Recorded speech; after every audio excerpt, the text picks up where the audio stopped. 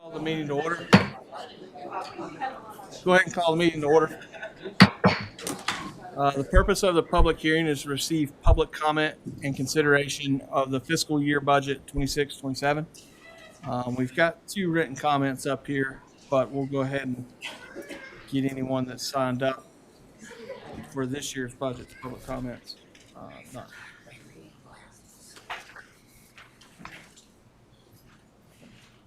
Thank you. First up this evening is Philip Stewart. Mr. Stewart. I thought you did the pledge and leave. This is a public hearing. It comes in the next meeting.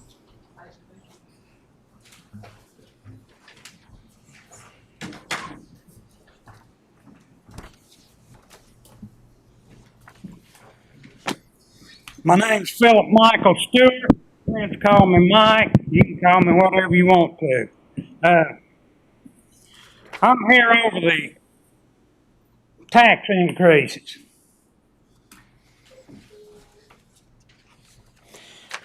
I'm 73 years old. My wife's 68 years old. She's disabled with rheumatoid arthritis.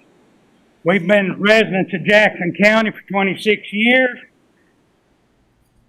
Faithfully paid our taxes. I've never argued about them. I thought they was reasonable. But the last 3 years, our taxes have gone up 33%. That's unconscionable.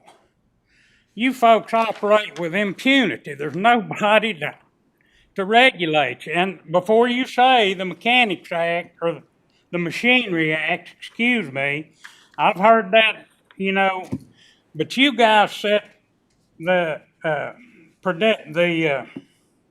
millage rate.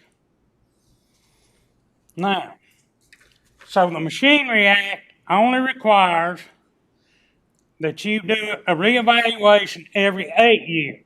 So far, you've done one every 4 years. Now, my taxes went up for the last 2 years. I don't know why.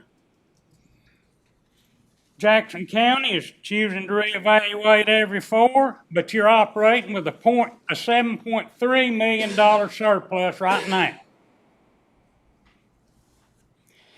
You're chomping at the bit to do the 2029 reevaluation, and I fully expect that the taxes will be raised at that point. Now, if for some reason the evaluation goes down, then you're at liberty to raise the millage rate. There's no relief for people that are in retirement that have limited income, and they've passed House Bill 1089, and that'll be on the ballot this fall, and that will tie tax increases to the rate of inflation. If that makes any sense to anybody, they can't just go and do whatever they want. Now, you're already concerned about it because you questioned Kevin King about it in the last meeting. And he told you that the millage rate was capped at $1.50 per thousand, if I remember right. Now, what is it currently, Kevin? Wait, nobody can answer questions. The county currently, how many of you know how many people work for Jackson County? How about 439? Now, 5 of them's you guys. You're part-time, and there's probably some other part-timers on the list. But they don't make low salaries, I can tell you. I gave you that, and that'll give you something to look at. Now, this does not include school system personnel. To me, that's overweight, but you know what do I know?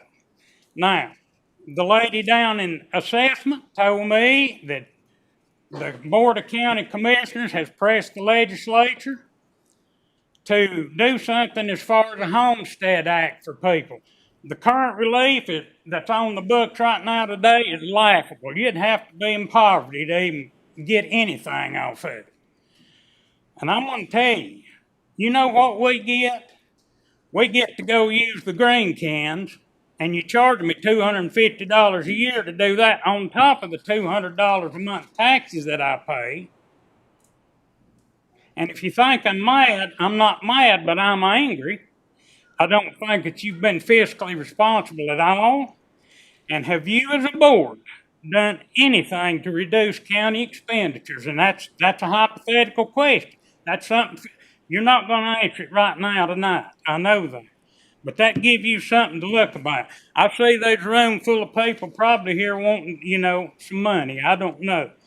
But you can't fund everything for every Tom, Dick, and Harry. And the board should be able to do what's right for the most of the citizens. I don't know what that aquatic center cost. Was there a bond floated for that? Did anybody ask? Was there a public hearing on it? I don't know. Thank you, Mr. Is my time up? Yes, sir. Well, you're looking to buy $1 million piece of property down in Whittier. I don't know what that's for, but I think Kevin's gonna speak to that. Thank you. John Herrera. John.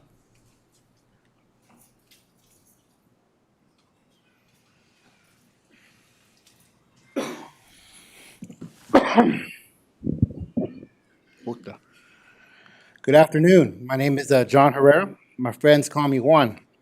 I'm here to request to be selected to serve as a voting member for the Jackson County Public Library Board. It's my understanding you guys are voting on that today.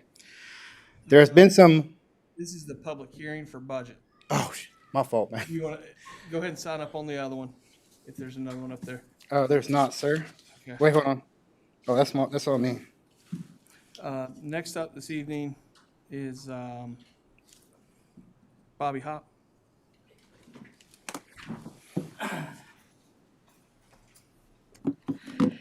How you doing tonight?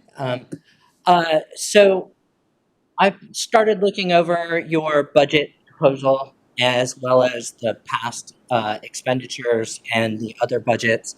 I spent 6 years auditing Navy programs, Virginia-class submarine, Columbia-class submarine.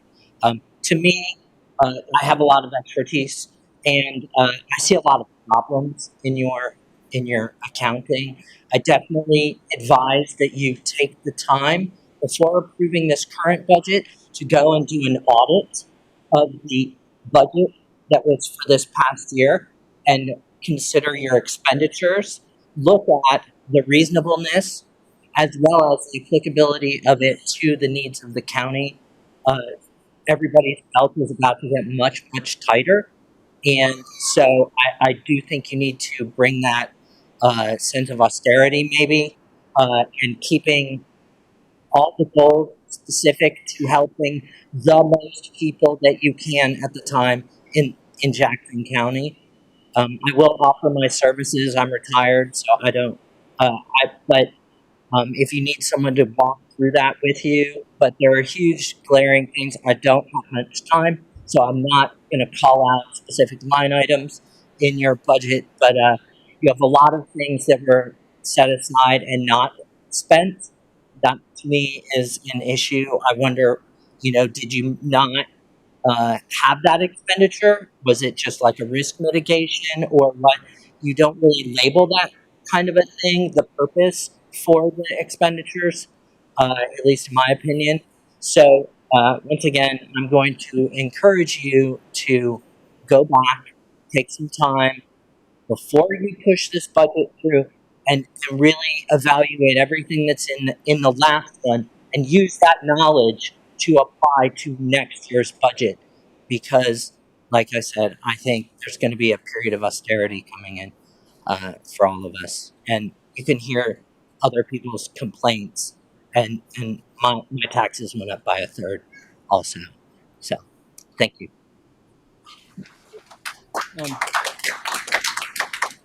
Just so that everyone knows, just to put it into public record, Christine Tabor also filed a public comment regarding budget, and Kendra Presley also filed a public comment. We've received those. So thank you all. With no further comments, is there a motion to close our public hearing? And a second? Second. All in favor? Aye. None opposed. Go ahead and call our regular meeting to order. First up this evening, we have the Pledge of Allegiance. If everyone will please stand, face the flag. I pledge allegiance to the flag of the United States of America and to the republic for which it stands, one nation, under God, indivisible, with liberty and justice for all. Thank you, everyone, and welcome. First up this evening, we have a proclamation. It is Military Order of the Purple Heart proclamation. Whereas the Purple Heart is the oldest decoration in present use and was initially created as a badge of military merit by General George Washington in 1782.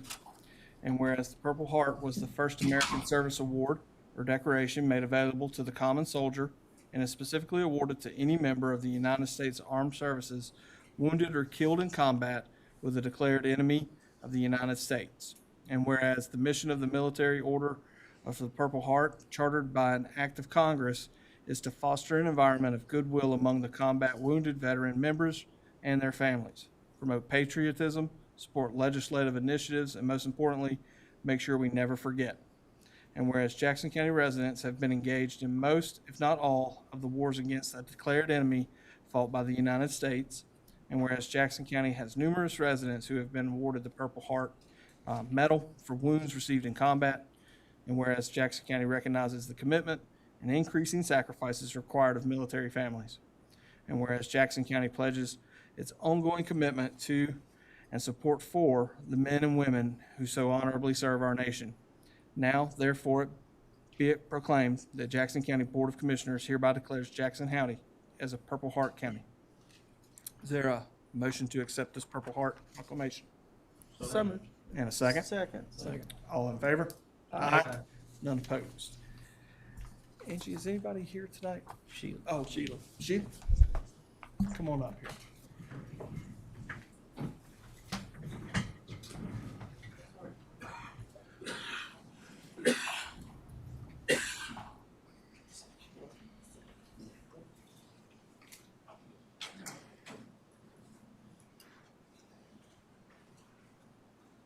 This way.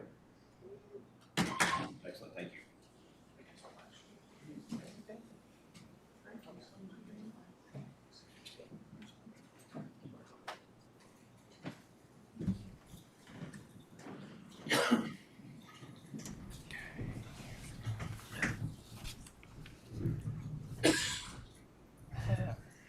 Moving on now to our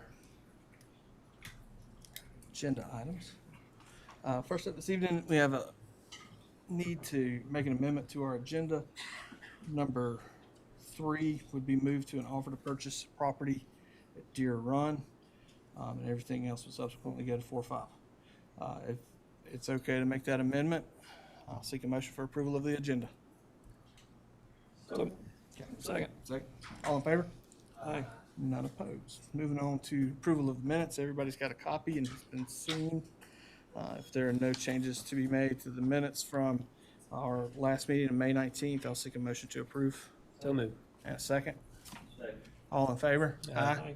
None opposed. Moving on now to administrative reports.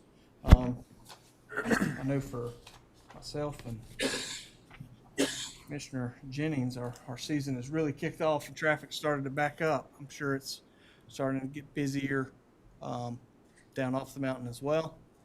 Just everyone, please remember the kids are out of school, they're playing. VBSs are starting up, so they'll be taken active at night. And just keep a watchful eye out.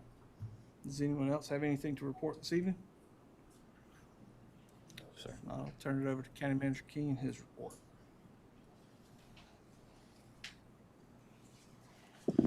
Just bringing up speed on several projects. We'll start off with the school projects. We've got the Fairview Elementary School, which they've just started grubbing the space. So we're in the initial part of that. We are applied for the soil erosion permit through the state of North Carolina. So that process is ongoing.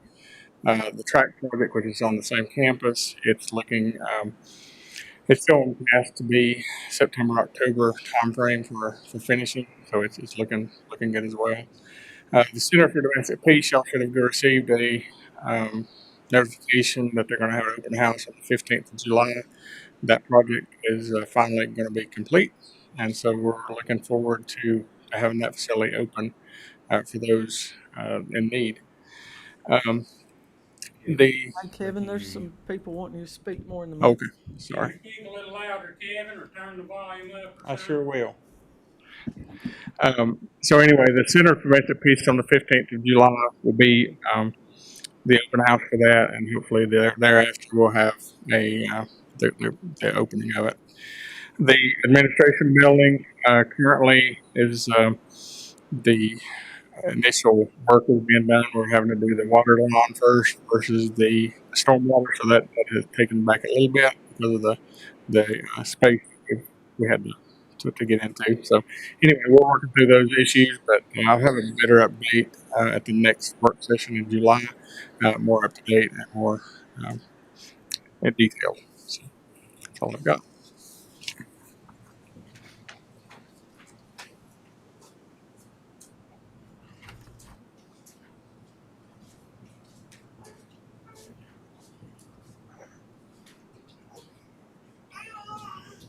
All right, we'll move on now to public comment. First up this evening is Bobby Hall.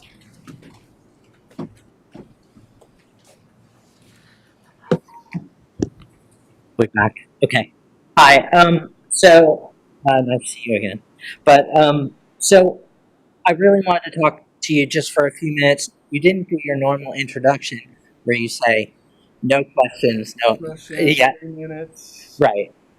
But that's part of why I wanted to talk to you is, first of all, county government, local government should be nonpartisan. We shouldn't have T-shirts that represent partisan points of view. We shouldn't have, there should be no parties associated. We're all Jackson County residents, and we all rise or sink based on how the county goes. But that said, what I wanted to talk about just for a moment is, to me, you're squashing public comment. You allow people to comment, but you don't give them a chance to have an interchange with you. I would recommend that we start maybe a monthly town hall where you take the time and you actually allow people to ask you questions, and so that they can understand decisions that you're making, as well as you give them feedback. You can make your case, but expect to be challenged, right? And part of that is that's how it should be. You're public servants. We didn't vote anybody king of the county, right? You're public servants.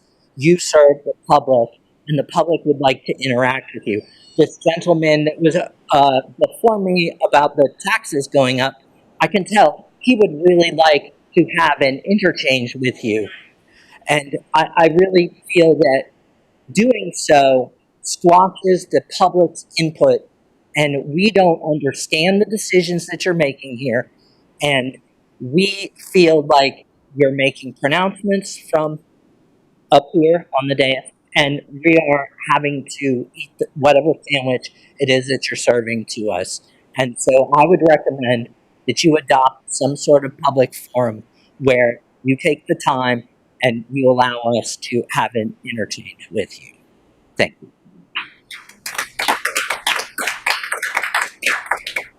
Next up this evening, we have Deborah Smith.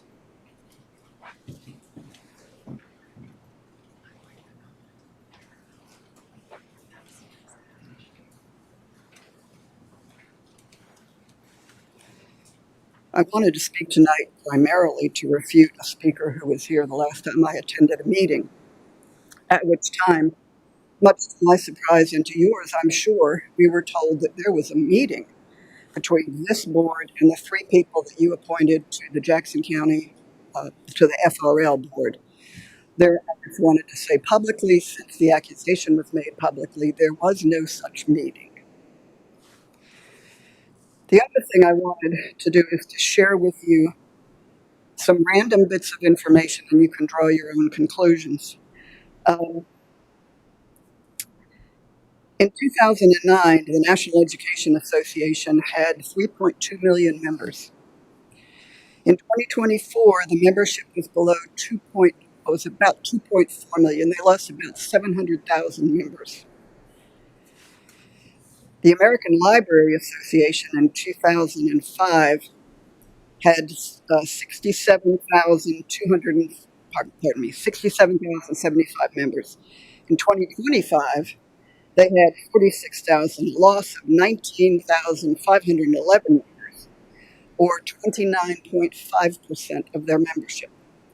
One of the comments about the article was a gentleman who said, we need to be more focused on why these things are happening, not just noting that they're happening. And he suggested that perhaps ideological monoculture had something to do with it. The other interesting thing I thought I would share is that the number of unaffiliated voters in Jackson County are 14,032, by far the largest group. The next largest group of registered voters are Republicans, 8,864. I verified this information today. Democrats, 7,609. As to this individual's comments, as a member of the FRL board, we also sit and listen to comments that are made, meeting after meeting after meeting. And two things I've heard a great deal. I've heard a great many people come and say, this is our library, not your library, not their library, but our library. This library belongs to every single citizen of Jackson County. Everyone, and everyone's perspective and viewpoint is important. The other thing I've heard over and over and over again is we are the majority. If you get 50 people or 150 people to a meeting, of course that means you're the majority. People who don't disagree with what's going on are sitting at home with their families, watching television, doing what they normally do. They're not here protesting. So unless the individuals who are constantly protesting what you're doing and what was going on in the libraries are unaffiliated, they are not the majority. Thank you so much, Deborah.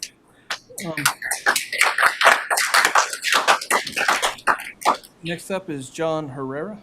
John?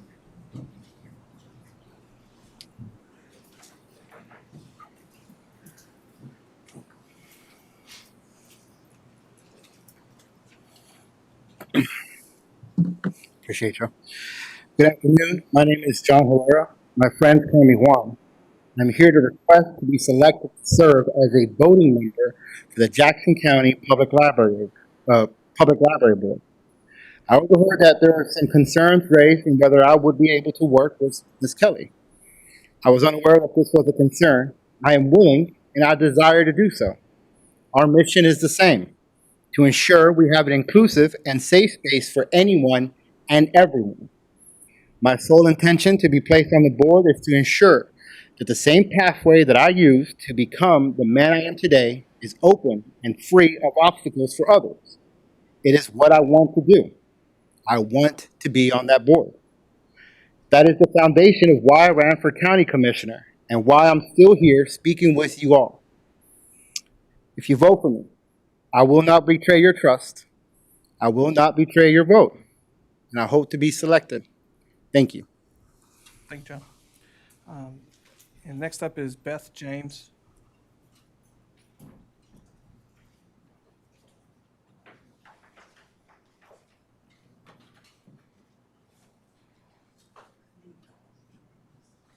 I moved you over. You did. Yeah.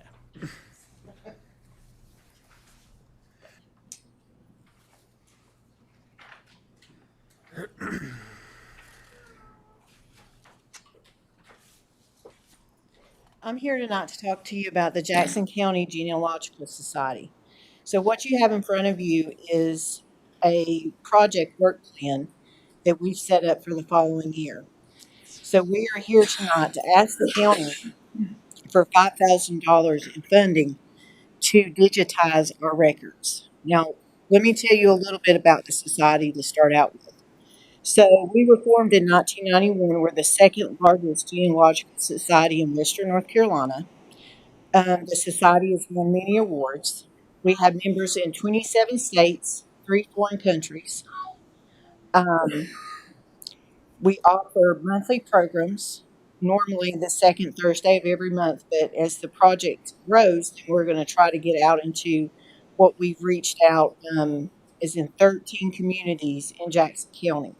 What we're finding is a lot of people have a hard time getting out to us, or they don't want to come, to our office or to the library because of parking or because of the time of the day. A lot of people don't want to drive at night, that kind of thing. So we're going to actually go out to those communities. One of the things that I'm most proud of is that we give out scholarships to Jackson County students every year.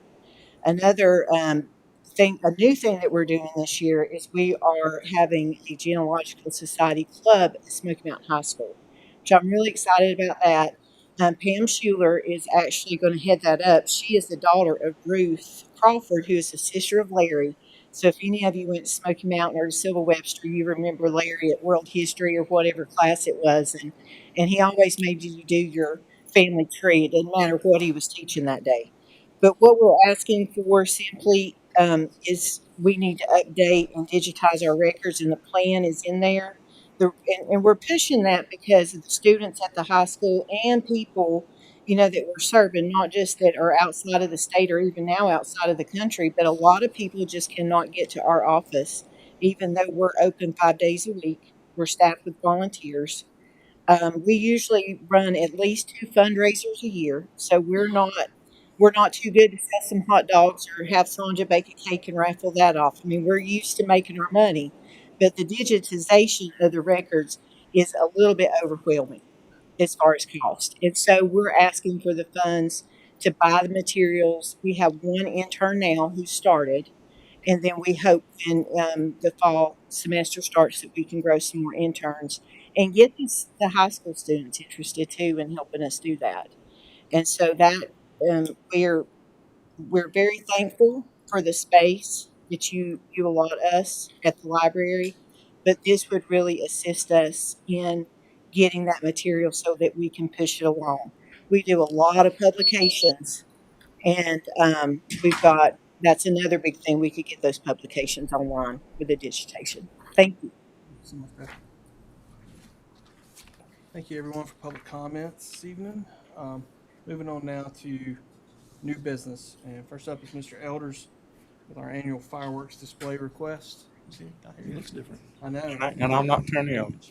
So, he can't be here tonight, but he wanted me to present the list of fireworks locations this year. July 3rd, Cedar Creek Racquet Club, High Hampton, the Chattanooga Club, the Village Green.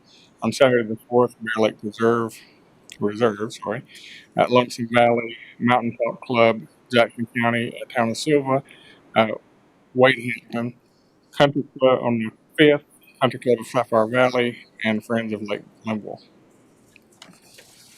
For your approval. Is there a motion to approve these 3 dates? So moved. And a second? Second. All in favor? Aye. None opposed. Moving on now to offer purchase and contract for 190 Quinn Holcomb Road in Whittier. Yep. So we have this contract. It was signed a month or so ago, but the closing is set for the July 14th, pending your approval. This is for the 4-H club, the FFA, both the shooting sports and the livestock clubs. So they will be utilizing this. It is a piece of property. It's 21 acres, 21.09 acres, I believe. And it is $1 million. We have we did a due diligence period, so we've had all the stakeholders go look at the property. It meets all the criteria for all of the different programming. We have reached out to see if we can get this property put in like a conservation easement, but that will be after we are the owners of it. So we will follow those processes. We've already got that kind of going.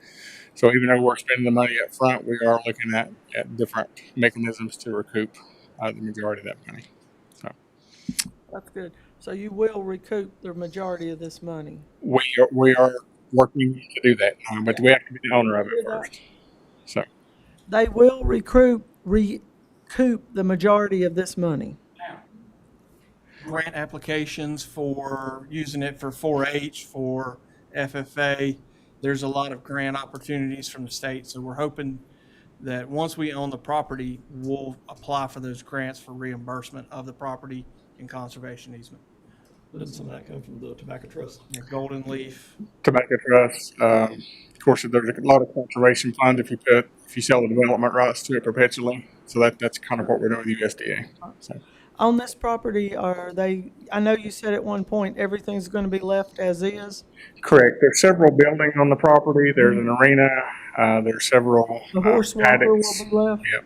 Then all that, everything that's there. I mean, the actual physical horse walker will be. Yes. Okay. Yeah.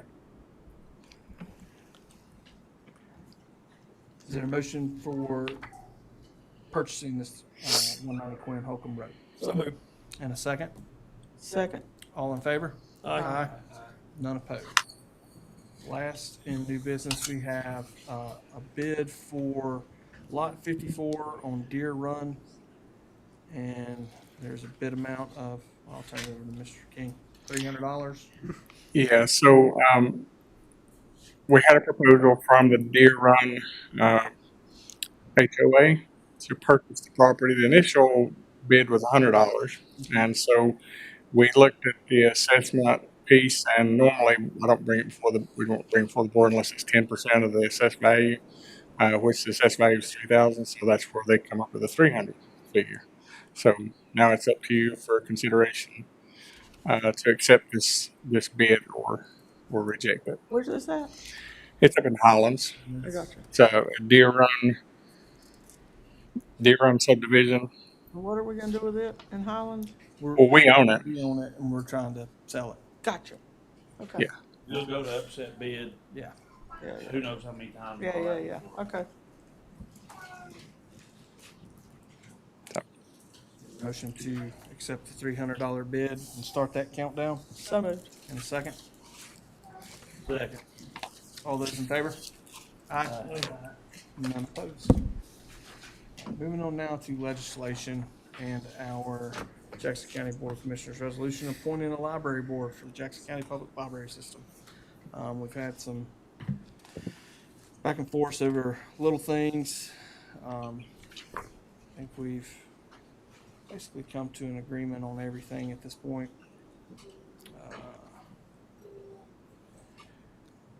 Last meeting, it was the makeup and the number. That's been corrected.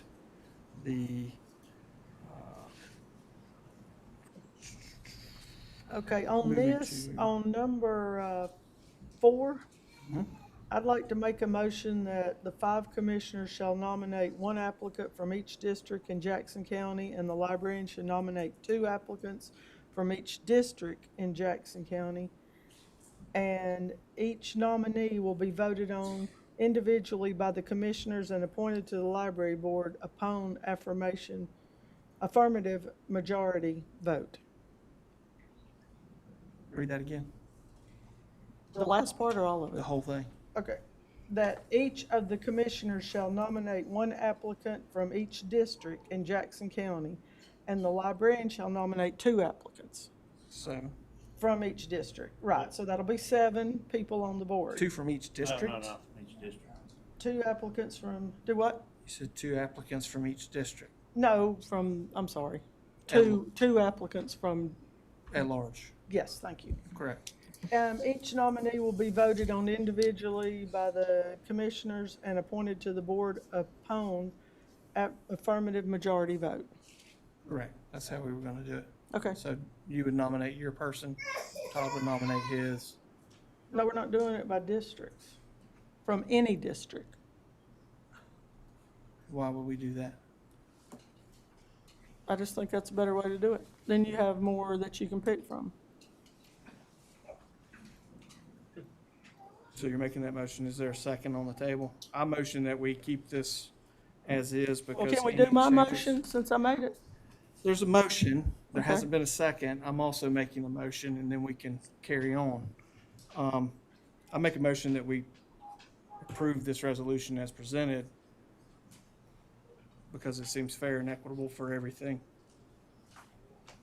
if we change it now, does it mean we wait till next time? Yep. Just keep delaying it. Keeps delaying it, keeps moving it down the road. We've got the library board. You can always come back at another time and have another resolution. But we need a library board to start creating policies and procedures before July 1st. Grace started yesterday. Was it yesterday? Day 2 for Grace? Yep. I mean, from the looks of the applicants, we have plenty of applicants from each district. So. 7, 8, Is there a second for Ms. Hooper's? 10 plus. That's the way I wanted it originally, because, you know, you may have, at some point in time, you may have 1 or 2 from this district, 10 from this one, And none from and another. none from another one, and then what are you gonna do? It could happen, I don't know. But it's kinda like, if you wanna pick the best people from wherever they're at in the county, you know, it may be more in Silver or more, that's what I wanted from the beginning, but I don't want to rock the boat and make it kick the can down the road another. We've done this, Yeah. we've been here doing this forever, 3 months, 5 months? but, you know, that, what she's saying is what I thought was best to begin with. Well, I think if we get the board in place, we can always make amendments to the board at a later date, should the board see fit.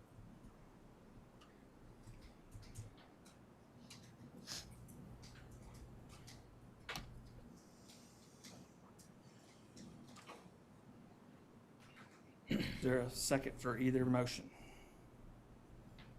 I'll second what Jenny said. The only difference would be from district or not, right? The Correct. difference would be from district or not. Correct. I think we keep it like it is because we got to make a decision. So I want to second Mark's. I agree with that too. Yeah. So, So with the second for Ms. Hooper's, is there a need to call for a vote? So, all those in, well, let's give it to Angie on Ms. Hooper's motion and second. Commissioner Hooper, Yes. Commissioner Bryson, No. Commissioner Smith, no, Commissioner Jennings, Yes. Chairman Lutzen. No. And then, since there's a motion and a second on the resolution as presented, go ahead and call for a vote. Commissioner Jennings, Yes. Commissioner Smith, yes, Commissioner Bryson, Yes. Commissioner Hooper, Kind of a moot point. yeah. Chairman Lutzen. Yes. All right, motion carries. All right, moving on now to appointments. If everyone can pull out the handy dandy book we have here. First up this evening, we have one reappointment, and that's Mr. Nolan for the ABC chair. Is there a motion for Mr. Nolan? So moved. And a second? Second. All in favor? Aye. None opposed. Moving on now to our Airport Authority. We have one reappointment and one new term. We have reappointment for Mr. Jones. Do we want to do the reappointment first and then discuss the 3 other candidates and their appointments? I'd like to make a motion to reappoint Mark Jones. Is there a second? Okay, all in favor? Aye. None opposed. We have Ms.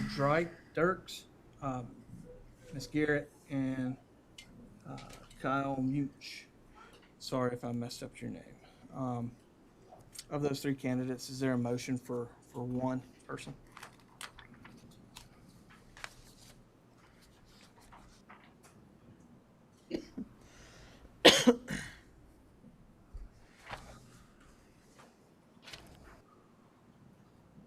Anybody?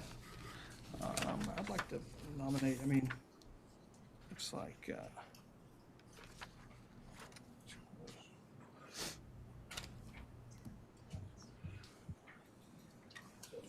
One more seat total, right? One more seat total.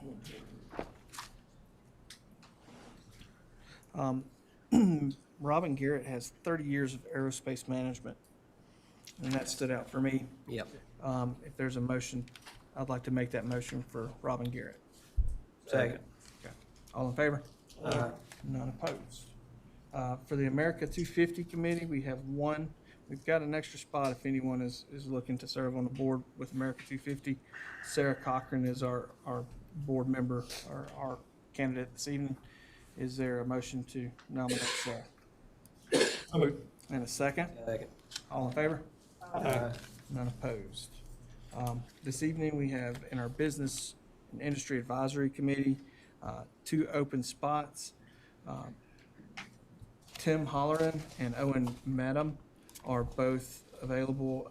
There's Kyle applied, but there's not a seat available for him. Is there a motion to nominate Mr. Holleran and Mr. Madam? So moved. And a second? Second. All in favor? Aye. None opposed. Moving now to our cemetery board. I think I have that in here. There it is. I'm sorry, Cashers Planning Council. We've got 5 vacancies. We've had 3 eligible applicants. I'd like to nominate Kenneth Fernandez, Joshua Helms, and Sandy Jennings to those boards. Is there a second? Second. All in favor? Aye. None opposed. Now moving to the cemetery board. We've got some vacancies here. The only one that is eligible is Ms. Cochran. Is there a motion to nominate Ms. Cochran? So moved. Okay, and a second? Second. All those in favor? Aye. None opposed. Going to our Community Advisory Committee. Stephanie Bank is eligible for reappointment. Is there a motion to reappoint Ms. Bank? So moved. And a second? Second. All in favor? Aye. None opposed. Going to our Council on Aging.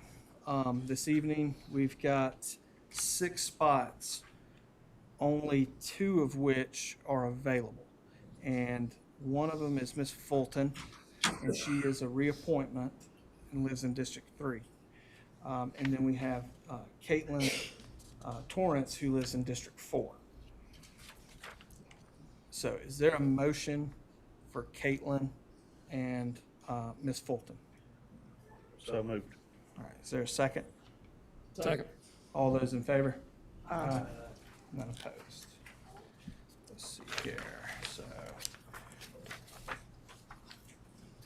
If you're in Cashers or Tuckasegee and you want to be on the Council of Aging, there's a spot available, just to let everybody know. Moving on to the Cullowhee Planning Council. We've got a good bit of open spots here.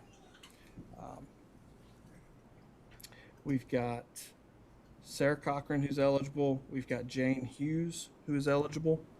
We've got Matthew Tornow, who is eligible, and we'll still have 3 vacancies. Is there a motion to approve Ms. Cochran, Ms. Hughes, and Mr. Tornow? So moved. And a second? Second. All those in favor? Aye. None opposed. The Dangerous Dog Board, there are 3 requested reappointments. They are Marion Houston, Lauren Reeves, and Rebecca Stevens. Stevens is the only reappointment, right? The others are new. Requested reappointment on here, Appointment. but on this, requested, I'm sorry. We've got 1 requested reappointment, 2 requested appointments. Ms. Stevens is reappointment, Ms. Reeves and Marion Houston are appointments, I'm sorry. Is there a motion to nominate or to appoint those 3 individuals? So moved. And a second? Second. All those in favor? Aye. None opposed. Historic Preservation, this evening, currently the at-large seat is Ms. Level. Is there a motion to reappoint her? So moved. And a second? Second. All those in favor? Aye. None opposed. Okay. Do we want to do this one last, or we want to go ahead and get it out of the way? Is Grace here this evening? Yes, you said. Okay. Correct? No, she's not here. Okay. Are these her appointments on this list? Yes, top. Top two. I just want to make sure. Let's just go ahead and do it. Okay. Get it out of the way. So What's our top two? Right here, that she's, up at the top. it's,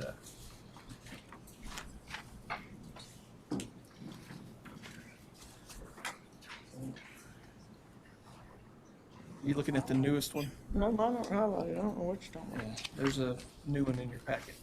Should be Well, underneath. this is the packet I got. Yours I aren't pulled highlighted? it out from here. What's that? Nope, here it is. Here's another one. That's the new one.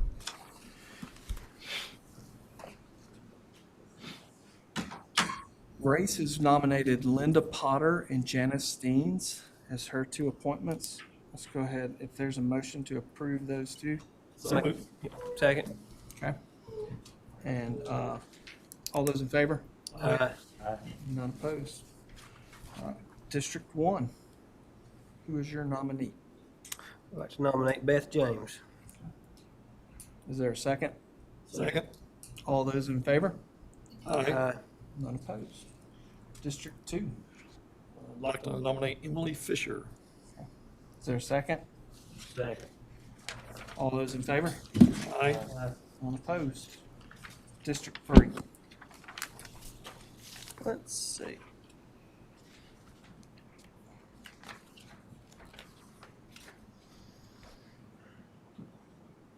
David Parker. Is there a second? Second. All those in favor? Aye. None opposed. District 4, I've got a problem here because, the person I'm gonna nominate is listed in District 3, but they're not really in District 3. They're in District 4. Lori Richards.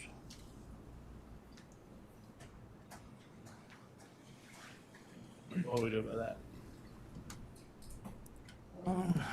The way it's structured, you have to pick another person that's in Yeah. District 4. I mean, if she's in District 3, though, is she in District 3 or 4? 4. Cullowhee is her address. Okay. As long as it's verifiable, then you can go ahead and then we do it pending, verification. 322 Old Cullowhee Road. Is there voting District 4 or is there voting District 3? Hold on, I'll tell you.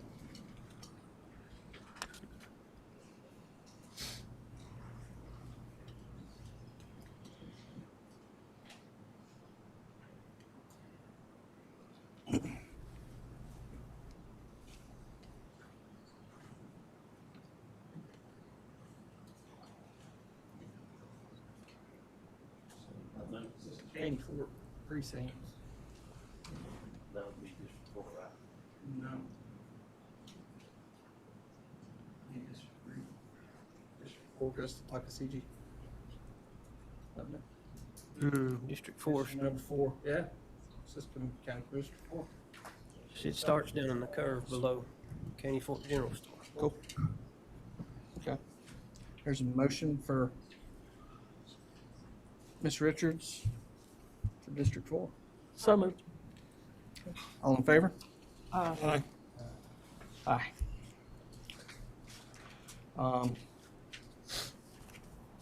For the chair spot, I have selected Lauren Baxley. Is there a second for Ms. Baxley?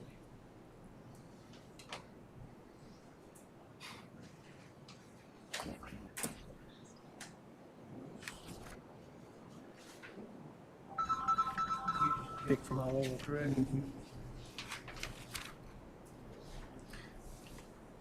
Second.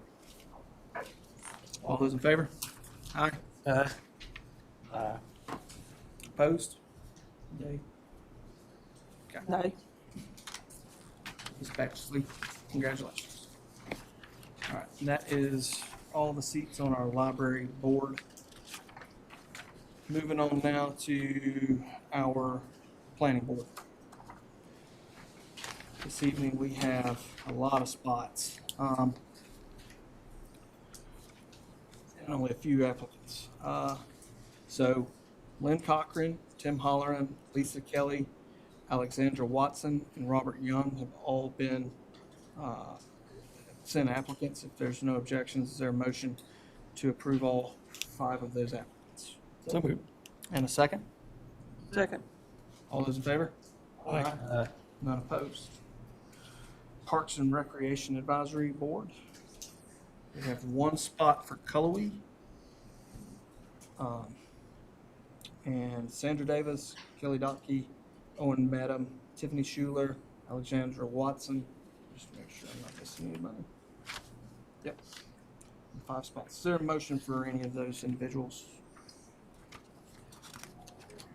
There's 1 spot. There's 1 spot.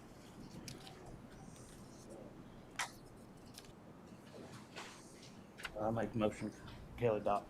Is there a second? Second. All those in favor? Aye. Aye. None opposed.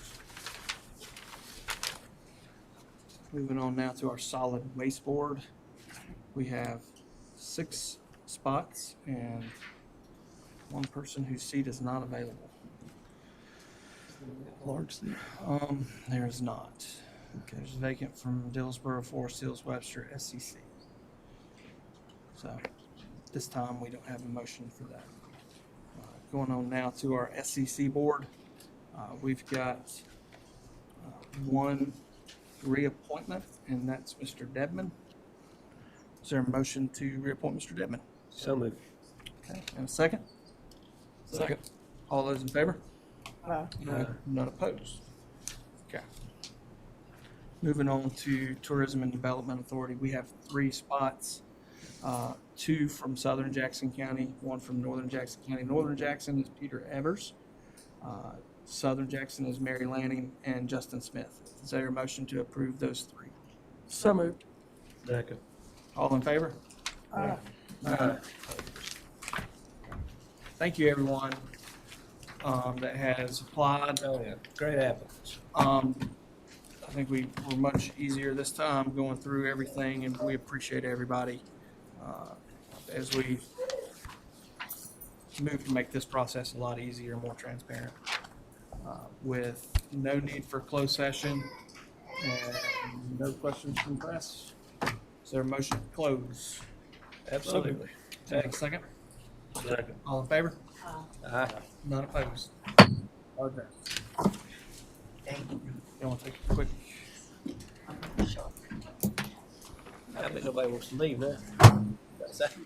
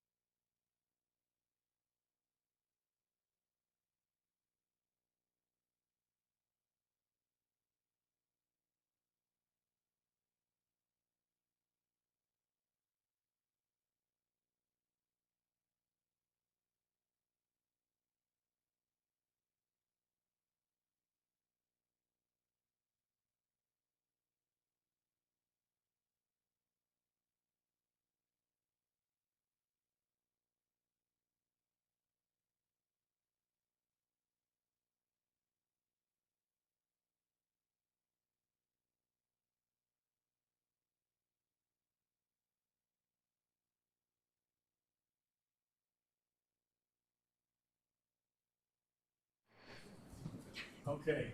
All right. First up this evening, we have Cashers Valley Preschool and April Johnson and Michaela Wiseman. Evening, ladies.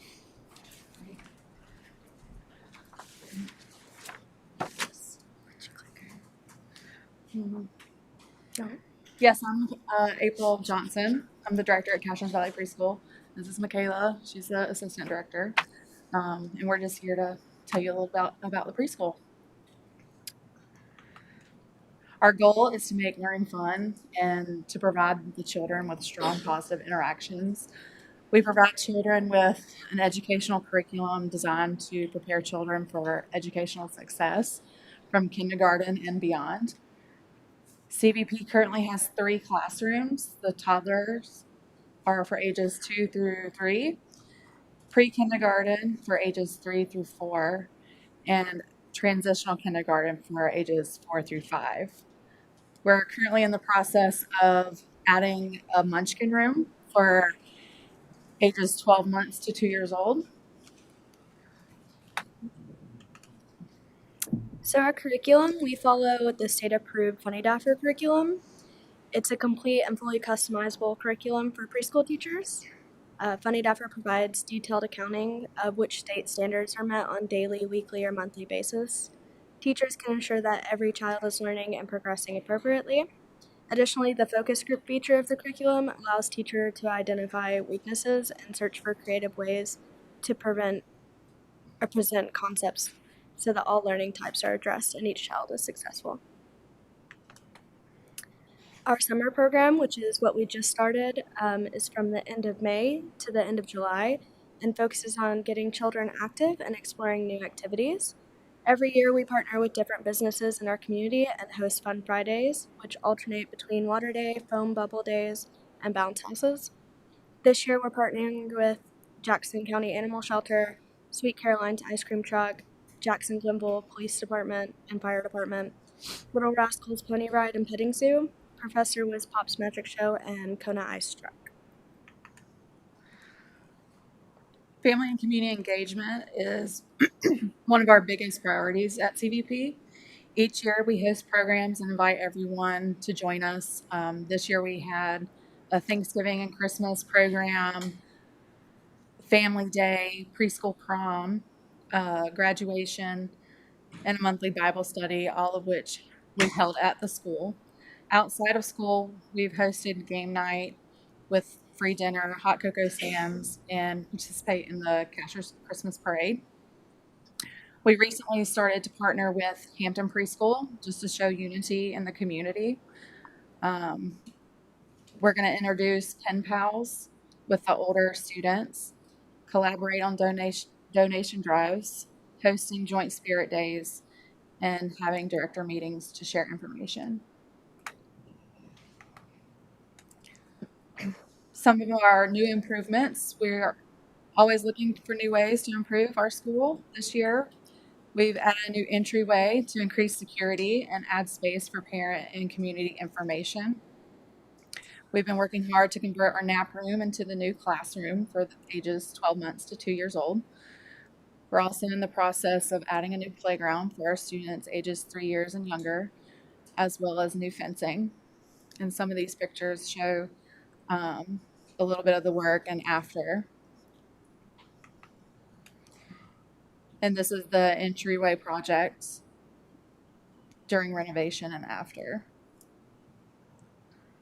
Where is this located? I know it's in Cashel, but what's it near up there? Castor School Road near Cornucopia. And Summit.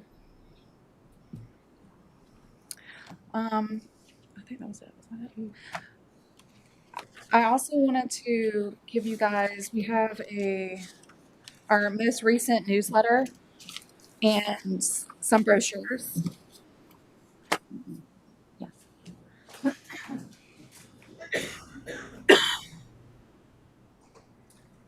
The newsletters we send out quarterly.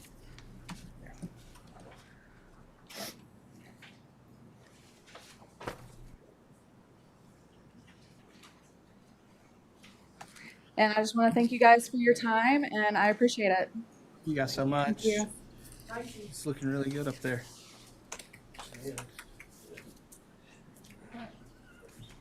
Next up this evening, we have Danielle Hernandez with Big Brothers Big Sisters of West North Carolina.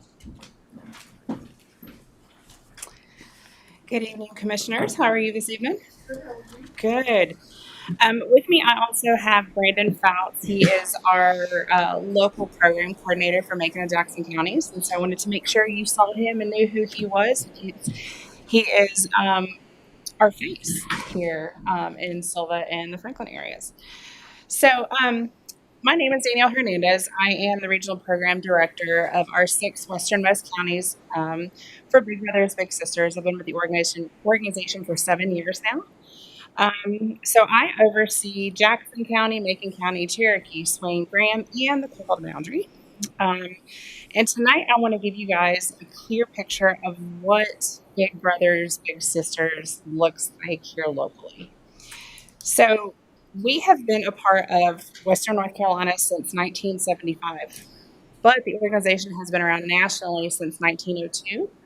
And we are firm believers that it takes relationships to be able to build each child up. So what we provide is one-to-one mentorships where we pair children who are facing adversity in some way, shape, or form that can look very different from child to child, as you can imagine.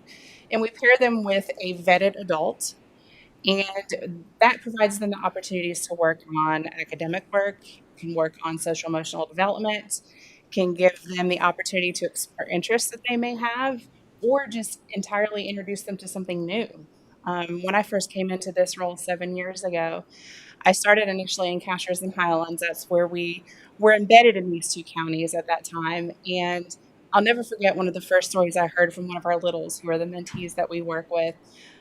She was sharing about a recent activity that her and her big had done, and they decided they were going to have lunch one day in Highlands. She was like, I don't know what my big was thinking. She took me to this restaurant, and she really wanted me to try calamari. Had no idea what it was, but it was seafood, and it was round. Don't know why. That's weird.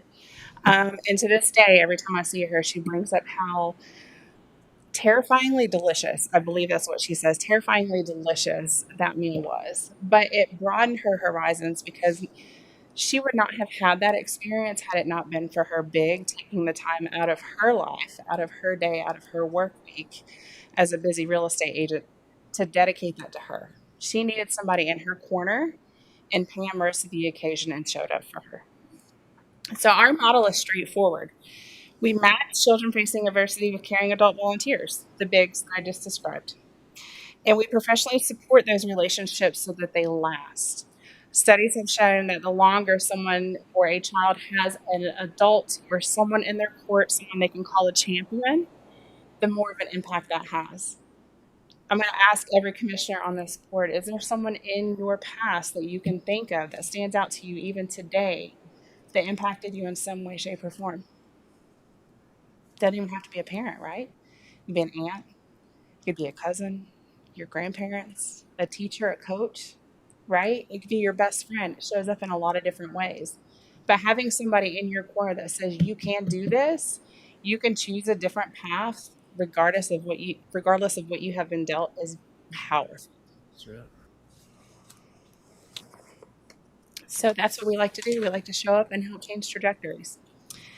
So the youth and families that we serve are carrying a real weight, especially since Hurricane Helene. We're now seeing the impacts financially that a lot of folks are facing. So that comes up in the form of housing. It comes up in food insecurities, mental health challenges that are really coming to the forefront of a lot of families and kids especially. The things that they're carrying that they have no control over. But we see it day in and day out in our schools. Right. So we're talking about significant levels of stress, anxiety, depression, challenges that were present before the hurricane that have only deepened since. So many of our littles come from households where guardians are struggling right alongside them. That's why our work doesn't stop at the kid. We extend the support to the entire family. We know that those interactions that our program and those adult mentors have with the kids is going to trickle down into the family unit as well, but we want to make sure that we're also providing services that are really specific to that family. So we have those regular conversations, we have those regular check-ins to be able to make sure that if there are supports and resources that that family needs access to, we can help point them in the right direction. Mentoring also addresses something that doesn't make headlines but shapes everything, and that's the opportunity gap. So children who grow up without consistent adult support and enrichment fall behind academically, socially, and in their belief in what's possible for themselves. So mentoring helps close that gap. Again, going back to every child needs a champion. Are you guys familiar with Rita Pearson? If you don't know who Rita Pearson is, everybody in this room, look her up. Every child needs a champion. It's powerful. So last year across our region, excuse me, we reached over 3,800 youth. Wow. So that breaks down as 475 active mentoring matches. That's where we have paired kids with a caring adult, or, and you're going to hear about this in a few minutes from Brandon, a high school big who serves as a mentor to that child as well. So that's over 1,000 youth served directly through our programs.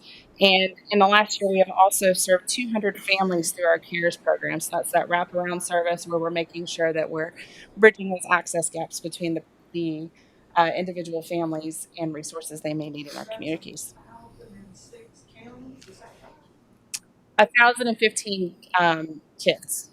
Mm-hmm. You're over 6 counties. So we're actually over 18 counties, but that is my 6. Yep. Mm-hmm. Yep. So here in Jackson County, I'm going to let you elaborate on this. But here in Jackson County, we're currently serving over 100 children, and we have a waiting list that are a mile long. So I'm going to let Brandon share a little bit with you about what we do, what that looks like for Jackson County, and we'll close out shortly. Thank you. Hi, everybody. Like Danielle said, my name is Brandon Foss. I'm the program coordinator for Macon County and Jackson County. I run from Castros to the Koala Boundary, the CCS, at every school in between that has us. So as she had mentioned, we have what we call our high school bigs program, and that is where we get volunteers from the high school that are juniors or upcoming juniors. Could be, they have to be 16. They could be on that line between 15 and 16. When they come back to that new school, if they're 16, we'll get them signed up. But they go see these littles at the schools for an hour each week. The first 30 minutes is designed for academic purposes, so they'll help that little with homework or whatever it may be that they're struggling with. In the next 30 minutes, they'll work through relationship building. We have activity boxes at each school that they can play and work out of for that 30 minutes. And even if they don't have any academics they need help with, they can just get to know each other for that whole hour. But that brings in that support that they need and having someone in their corner from that high school big that comes to see them. We also have group mentoring. We have a group right now at Journeys for the School and Gifted. I've got 4 children right now I've run a group with there. We're working on another group with Smoky Mountain Elementary that will start this coming school year. So we're just trying to build that group mentoring, and that's where it's facilitated by one of us, where we go twice a month to that school and we just do different programs and stuff with these children just to get them to better know themselves and to get them prepped for what's to come. And we also have a community-based program as well, where we have community volunteers that we do extensive background checks on they go for a minimum of twice a month, and they see these kids outside of school. They'll just take them to the movies, to the park, on the hike, whatever it may be, just to help that parent out and get that kid to build that relationship with them outside of school and outside of that family. We also have a Big Futures, and it's our newest initiative, a group mentoring curriculum focused on financial literacy, entrepreneurship, and career exploration. It's designed to give high school students the real-world tools and vision to see a future for themselves right here in WNC. And we're super proud to roll that out. Anybody got any questions about those programs? How old do you have to be in the career or the Big Futures? So our whole program is through 6 and 16. That's for the littles. So for the bigs, they have to be at least 16 years old to be a big. And for the volunteers outside of that, they have to be 18, of course, because they got to have a license to go, pick up their little and stuff like that. So Big Futures is embedded in every single program type that we have. So regardless of whether you're a little, you're a high school big, or even an adult big, there's going to be opportunities for you to engage with those pieces. Any other questions? All right, so the outcomes. Here's what the data tells us about our youth and our programs from a 2025 impact report, which we do have that we're going to leave with you guys. So 93% of our program members reject drugs and violence. 92% plan to go to college. 91% feel a sense of belonging. 86% show improvement in their studies. And commissioners, these are small numbers. These are near universal outcomes among some of our most vulnerable youth. When a child who came to us facing adversity leaves the program, planning for college, and rejecting violence, there is a return in it. A return on that investment for this entire county, for us to know that one simple person has made a change in that child's life for the better. You know I could have used someone like that when I was younger that I didn't have, So being able to help out in this program does a lot, that's for sure. All right, and for the closing here, we're here tonight because Jackson County is home. The children we serve go to your schools. They live in your neighborhoods, and they will one day be your workforce, your neighbors, and your leaders. We're grateful for the county's partnership and support, and we want you to know that every dollar invested in this work is leveraged into something that can't be replicated by any other intervention, a relationship. That's what we're building here is relationship. A person who shows up, a child who believes in themselves becomes someone believed because someone believed in them first. We'd welcome any questions, and I'm happy to share our 2025 impact report with each one of you. And if anyone have any questions, we're here for that, and we appreciate you guys. I want to say thank y'all for what y'all do. Didn't get to tell the other ladies, but you guys do a lot. And I've got a close family member, I'm not going to name names, but who had a really hard childhood. Her and her sisters didn't have this program. Fortunately, they've turned out fairly well. But boy, the lasting, the mental abuse and the things like that lasts for a lifetime. Mm-hmm. Even, and I'm not saying what y'all do is not important, but even with intervention, it lasts for a lifetime. And I just want to thank y'all for what you guys do. Thank you. Well, I want to give the ladies that were in here a plug too. I think they've already left, but I'm actually on their board of directors at CVP, and my son is a student at CVP. And wow, he comes home with a smile on his face. He's excited to go to school every day. So Make sure to tell them that. Oh, I every said day. the same thing. Every day. But Yeah. it's good for children to have access to that. Absolutely. But in this world, kids are exposed to so much stuff that they shouldn't be. Right. And they don't have a choice. We experience it more than you would imagine. Oh, yeah. That's why we're here. Yeah. That's why we're so passionate about it too. I don't want to say I was born in Jackson County, but I was certainly raised in Jackson County. And I'm a product of the public school system. I've taught for Jackson County Public Schools. I'm an alum of Western. So this is home. And being able to give back through this program and being able to experience and go through the journey with people, what we're showing up to do with, we're not showing up to do for. And I think it's one of the most powerful and most fulfilling roles that I've ever held. And I wouldn't change it for the world. But yeah, it's amazing the impact, how long that goes. Every time we turn a corner, we run into somebody else who has been involved with the program, whether it was across the country or not too long ago, we ran into someone who was a little in the program. Now they want to be bigs. And boy, if that's not impactful and telling about, how well this program works. That's really good. So, yeah. Thank you. Thank you for your time. Thank you. Thank you. Yeah. So we're going to leave copies of the impact reports with you, and I'll also leave the business. That's what I was fixing to ask for. So thank you guys. Appreciate your time. Thank you.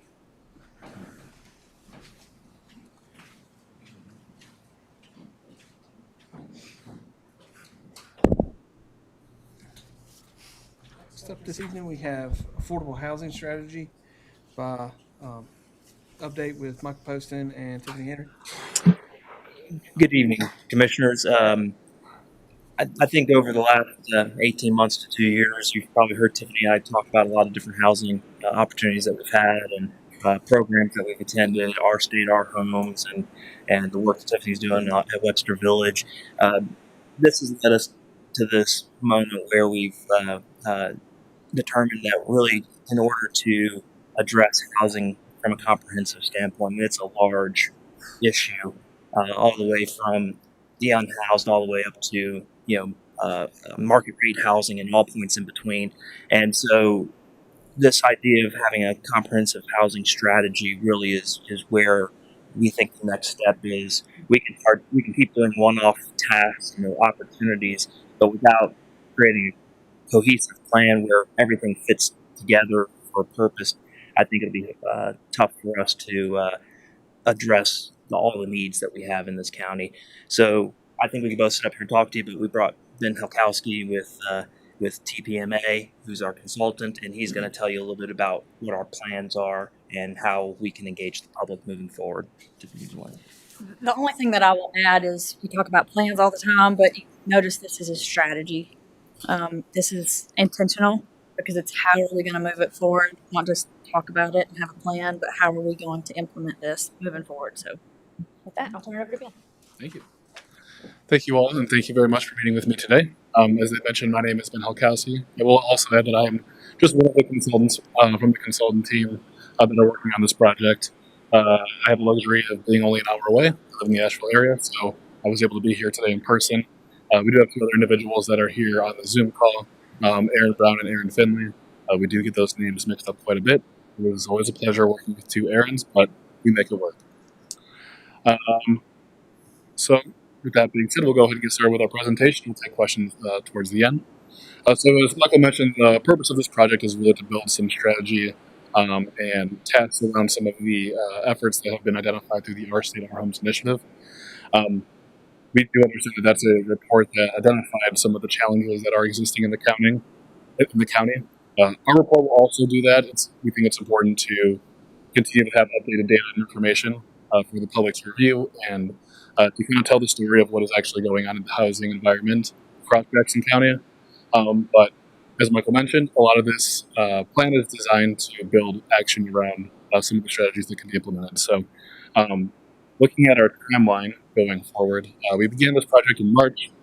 In March through June, which brings us to here today, is where we reviewed previous and existing plans, trying to understand what efforts have gone on in the past across Jackson County, where have they worked, where have they not worked, and how can we build upon those. For June through August, we have community and stakeholder engagement. Towards the end of the presentation, we have some dates that we've identified for where and when we will be doing our engagements, but those are the ones that we're looking at. We're also conducting interviews with a lot of folks who are working across the housing space.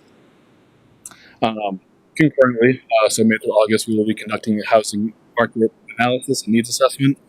So we also have some data to present to you all today. A lot of that data will be analyzed to look at an affordability gap, housing demand model, looking at what future projections are telling us for the number of housing units that need to be built across the county to make sure that everybody has access to housing.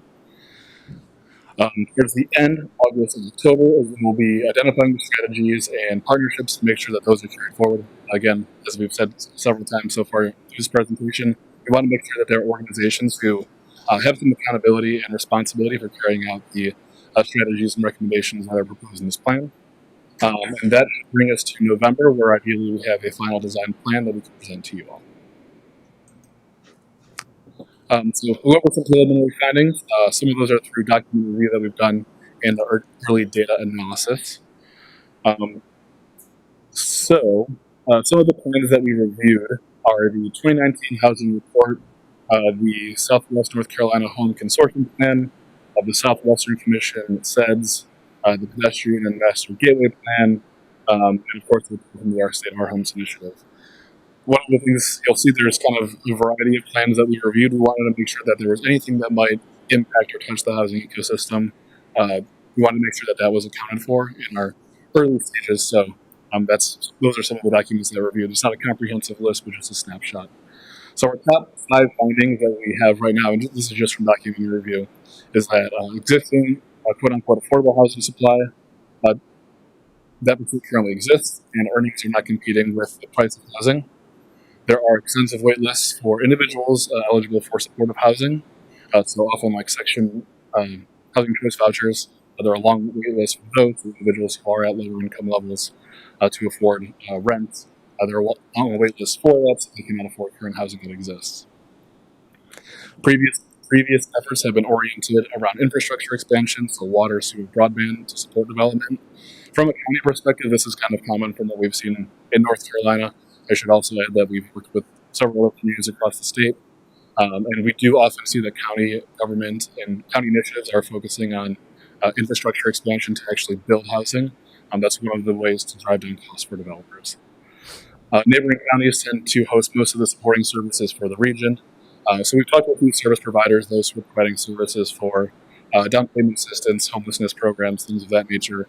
Given that some of the neighboring counties are a little bit more populated, that does kind of make sense that some of those services do exist across those regions. We might want to consider how we can bring some of those resources into Jackson County as well. And then the last one, political leaders, employers, local government, nonprofits appear eager to move on housing efforts. Every interview that we've had so far, folks have asked us, what can we do? And at that point, we aren't really ready to give them that kind of information, but I bet some of the folks are incredibly eager to get this plan complete and get the ball rolling on coordinated efforts. So next up is our data analysis. You have access to these, so I'm going to go through these pretty quickly so we do have time for questions, but this is just a preliminary snapshot of some of the data that we've gathered so far. So demographic information, we do see that the median age across the county has crept up from 36, not really half a quarter of an age, but from 36 to 39. Population is expected to increase, although a bit moderately. Looking at 44,000 in 2024, projected to climb up to 52,000 by 2050. So not a huge jump, but we are projecting that there will be an increase in population nonetheless. Housing trends. So there are 27,103 housing units across the county. 33.7% are reported vacant, which can be viewed as a little high. We will add that this does include second homes, short-term rentals. Those do clock in as vacant properties from ACS data, I believe. So that's just something to be of note. There is a predominance of single-family homes. This is an uncommon finding either. This is common across a lot of communities, but it is something of note, looking at the proportions there in the middle. And then directing our attention all the way to the right, units built by year. We did see a lot of development from 2000 to 2009. However, that has dropped pretty substantially from 2010 to 2019, and the numbers are looking even smaller from 2020 until now. So housing not being built will constrict supply, which will drive up prices, so that is something of note for us. Housing costs, so this shows median sale price and median gross rent and how those have gone up over time. If we're looking at that peak in August 23, I believe that sale price was around $700,000. That has come down. If I'm remembering correctly, I believe the February 26 median sale price was around $525,000. Cost burden. So, just for a quick definition for those who are not aware, cost burden is defined as those who are spending 20 or 30% of their income on housing costs or more. So if you look over here towards the right, we see that 21.8% of all households are considered to be cost burdened or paying, again, 30% or more. That is owner-occupied units, that hovers around 13%, and then for renter-occupied units, that sits around 35.6%. And I believe this might be the last data slide that we have, but this focuses on employment. One of the things that we try to do in our reports is talk about how those who are living and working in the area, what their ability to afford housing is. So if you look on the left side of this graphic, we look at inbound and outbound commuters and those who live and work in the county. So those who live and work is coming at around 6,738 individuals.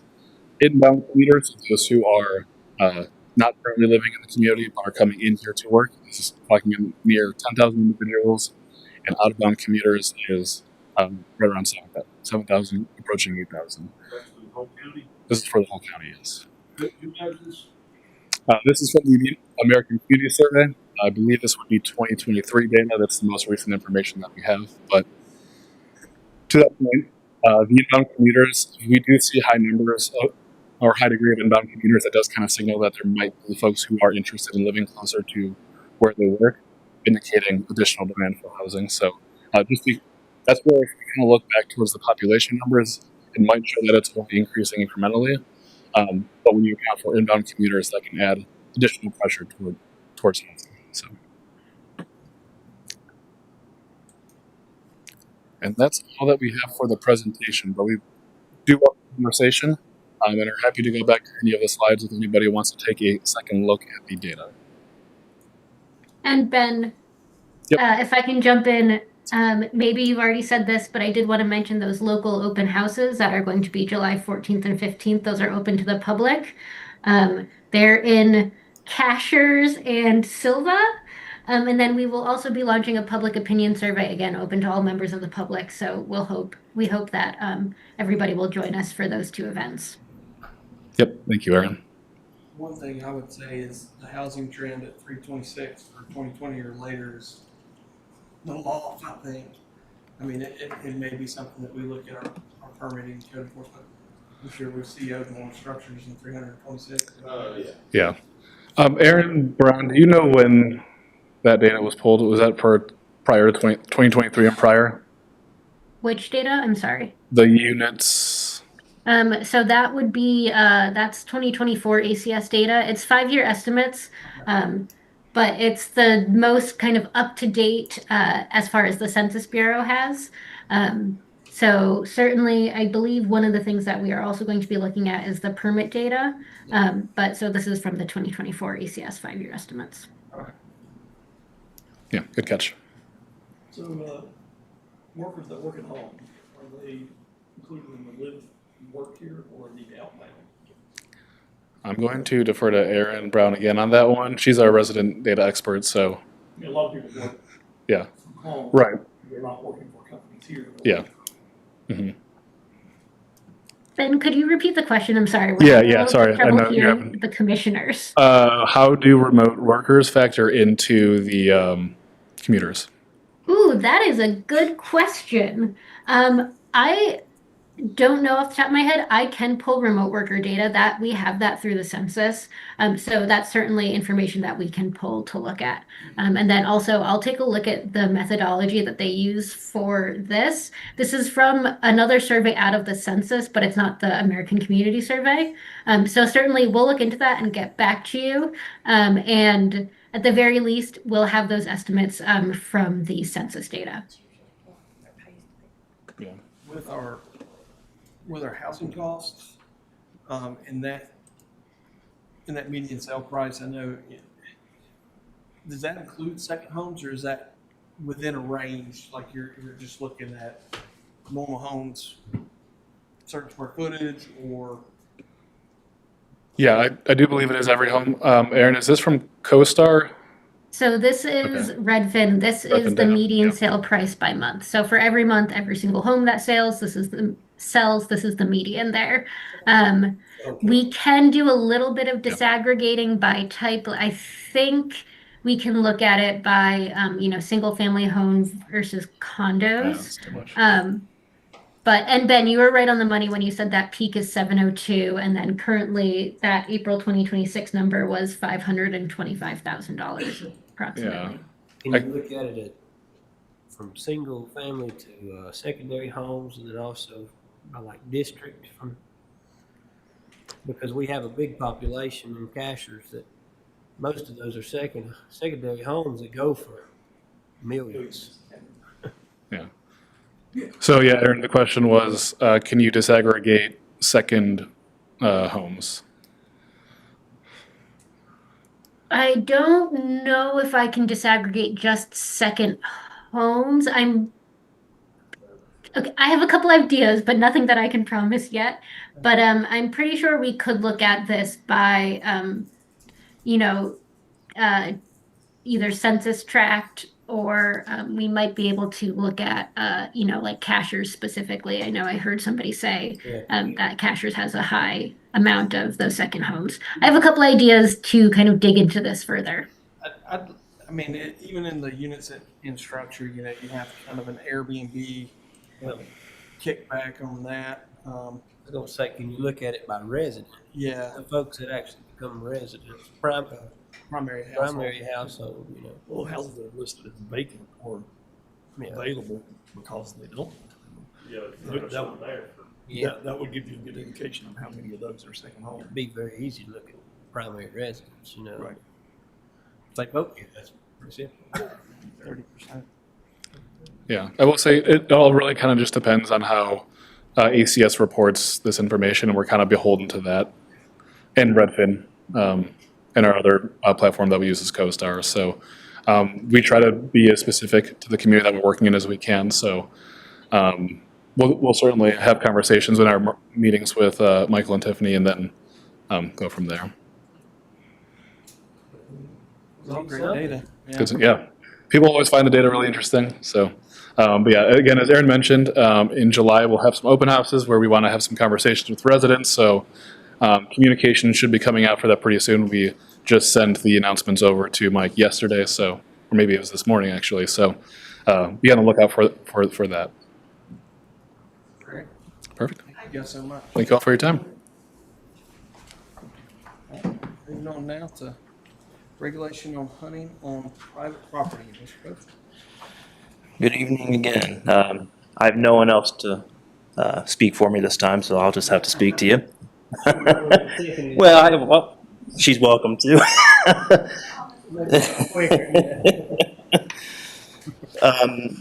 Mr. King had asked me to take a look at, we had, I think, probably maybe a few years ago now, we had some questions come up about what can we do as a local government to address the hunting on private property and property owner permission, and how does that all take course, and what actions do we have as a local government to institute locally governed local rules that may be different from general state statutes. So I did some research on the topic, and what you'll find in the information that I provided is really in October last year, the state legislature, General Assembly, modernized their what used to be called the Registered Land Program, now is called the Land Protection Act, and that governs how people are allowed to and under what conditions they can hunt on private property. The crux of that is that if it has to do with whether or not the property has been either identified with no trespassing or identified with the purple paint at certain intervals at the boundary of the property. At that point, if you mark the property boundary in such a way, you would need written permission from the property owner dated within the year of that to be allowed to do those activities. However, it does not provide any rule. It doesn't provide any framework if the property is not marked. So, in doing some research, there had what appears to be the case, at least from the North Carolina Wildlife Commission. There's also a lot of local legislation that's been passed over the years for counties and regions specifically, and I included some of those in your packets. A couple of them actually for Jackson County, dealing with the firing over state roads and shining or spotlighting activities that have been curtailed here by local legislation. Those local legislative acts still remain in force even with the Landowner Property or Landowner Protection Act. What you'll find is in places like Anson County, where I've referenced some, that their local legislation doesn't require the property to be marked for that to be for them to protect that from or needing written property owner verification. I didn't find any county that I could identify looking through their ordinance structure that they adopted a local ordinance with in regard to this specific activity. It appears that local legislation is what would need to be done to have a more stringent or stronger regulation than what the states already put forward. What good would that do? I mean, you still gotta find somebody that's gonna catch them. That's right. So in every case, it goes back to law enforcement and or the wildlife officers. For the Land Protection Act, any of those things are still a law enforcement activity. So somebody that has the ability to enforce laws within the county would have to be the ones that would, address those issues. But you're already supposed to have written permission to hunt on somebody's land. Well, based on this research, it would be if it's been marked no trespassing or with the purple paint. If it's not been that way, I don't believe that the Property Owners Protection Act would extend to those properties. Well, if you get checked by a game warden, he's gonna ask you if you've got written permission to be where you're at. Oh, yeah. Yeah, and I guess the question that was at least posed and to me was, what are our options here as a local government to address the hunting on private property? The state already has a statute that addresses it to some extent, and then it's always like any regulation, it's going to be up to the enforcement arm. In this case, a law enforcement officer or wildlife game There's warden. also people that spray purple paint on people's private property that don't want it, Yeah. like neighbors. And you've got Yeah. bear hunting here too. So Yeah. Yes, you see, people don't understand. You can't keep a bear dog off somebody else's property. Sure. They don't look at purple paint. Well, they don't read signs either. Right. have that right to retrieve law here. Yeah. And I don't know who changed that or when. Do you know? I just learned that it's not in place. I don't think it's in place. It's been that long ago. But It used to be the hunting dogs. Yeah, and a lot of that happened, I think, at the state level, and that kind of gets passed down to us. I would think to have a separate set of governing rules. I think that would require probably some local legislation for us to work with our local delegation and discuss local legislation that might have some additional rules or different rules specific to Jackson County. We don't want anything to do with that. Yeah, fair enough. I think people should be able to go get their dogs if, Well, you can see both sides, because I've literally had this conversation. One man said, I don't want people I don't know on my property at night coming to get their dogs. It's got a tree, a bear, and Right. because they're on my property and I don't want them. I had another guy said, I wish they'd come and get their damn dogs because they're barking to keep me away. Right outside my house, Yeah. they're bear. Right. You know what I mean? The problem I've been, a couple years ago, we had a wildlife officer here and another gentleman, and what was happening on his property, even though it was marked, was the game warden would make that contact, and the individuals that were hunting on this property illegally would say, well, he's given me written permission, but I can't produce it because it was all verbal, and he could not make the arrest because they would say that. I thought that was the issue. Yeah, and I think this updated law would require you to have it on your person. On your person. Yeah. Yeah, because last year, Yeah. we found that out. And we had it, but Right. The issues was, Good thing was we that did. we needed to adopt a legislative local ordinance that says if you're hunting, you have to have it. And that's what I. And So what would you do when your dogs goes across into someplace you don't have written permission? What do you do then? Well, you're not carrying a I'd go firearm get because my you're on dog. property. It's not yours. That's the old way. You just leave your gun in leave the it truck in and the go car get and your you're dog. retrieving your firearm But or you're people's removing complaining- your dogs. People's complaining now about. you know, on your land, you people can't, don't have- you can't go on somebody else's property. I don't care if you're carrying a gun or not. You Yeah, that's can't still go trespassing, yeah. on somebody. They've Yeah, changed that. post. That's what he's saying. Yeah. You can't. That's what Yeah. game warden told us directly. That unless you have permission, property on written permission, Right. it don't matter if you've got $1 million sitting over there. You can't go retrieve it. So, I think that's crazy. It's been 3 or 4 years ago. Just they did that, right? They did. Now, people shouldn't be able to go on there and kill the, whatever it is, a bear. I think it was turkeys, but I what want was to going confess, through. Whatever, but I went on other people's property about 2 weeks ago to retrieve my cows. Sure, they appreciated that. I think that the updated or modernized, Land Protection Act was October of 25. So last year is when they did most of these changes. It appears, and the previous program was that registered land program that I think had some different guidance prior to that, and that may be where you see some of the differences of what was discussed a couple of years ago versus what we have in place I think today so. before us. Regulation. At this point, they have to have written permission, so it's Yeah, and it appears that only if it's a marked property. If it's an unmarked property, then it appears that now game warden may still ask you for it, but the legislation tells you how you should properly mark your property. So okay.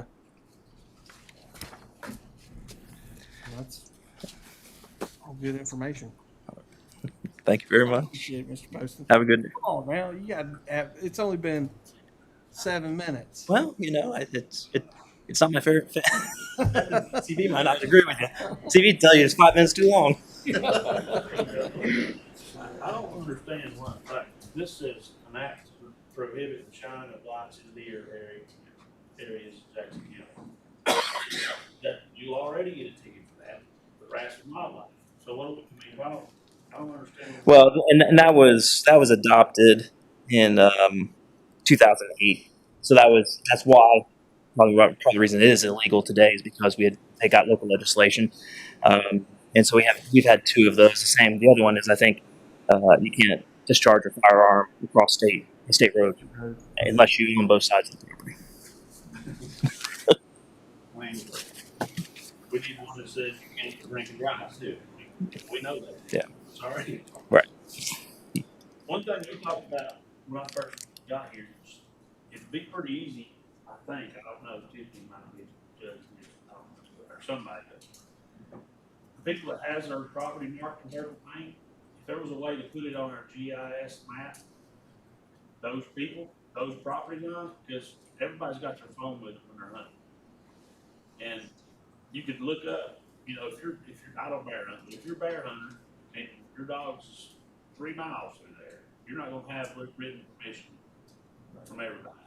But if you pull it up on your phone, the GIS and say, all right, well, the 3 people between me and the dogs are not purple painted, so I can go straight there to get them. If those are purple painted, then I might need to go around to get them. That might would help some of the complaints if we had something like that. I don't know how hard that'd be to do because As far as adding it, that would be fine. It's just the liability of the integrity of the data. Yeah. Because I mean, Yeah, you'd 'cause you be gotta liable on remember the county. that- Well, the county's map said this. Well, what if we're wrong? Yeah. Because it's only as good as the people that's going to come in and tell you this. Right. And you got to remember those GIS lines move. oh yeah. Well, I could go to Jenny Lynn's property and put purple paint right Well, through yeah, her those- front yard. Those lines move everywhere. This is my Those lines property. move everywhere over there at my property, so it doesn't matter if you put purple paint up or not. Then if it sells, you have to That's right. re-register or whatever. So. That is a good idea. I mean, Yeah, I think it bear would be hunter ain't good. got a airplane or a helicopter sitting there to go over the property. So it was wrong. Yeah. Pick yourself up. Could I ask for 3 minutes? Could I ask for 3 minutes, stand up? Let us get through our agenda and then at the end. Okay. Next up this evening is the middle school funding. I only need 3 minutes. I can try to listen myself. So we're kind of at a crossroads on the funding mechanism, and at this point, we're at the 60 million figure. That's kind of what we told them as far as the design and the programming of it. In the paper, I guess it's been about a month ago now, they were talking about the fields, that we had to scale back the fields, and that is the truth. Just because the funding is getting out of whack, okay? And so right now with the $60 million figure, they're requesting, or they're the programming piece, and I'm talking about, between the design folks and the programming for the middle school activities, it's around 126,000 square feet facility with no sports fields. Okay.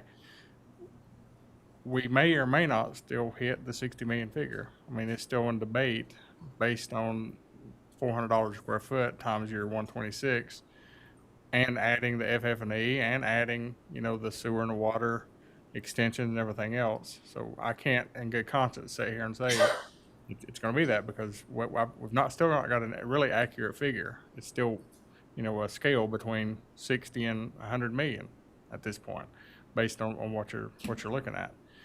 And so the, with kind of time ticking, and I've talked to each one of you about this, is, would you want to ask the voters for a referendum based on the fact that we can get this part, but if you want to add a field or something extra, it's going to take, an additional up to $30 million.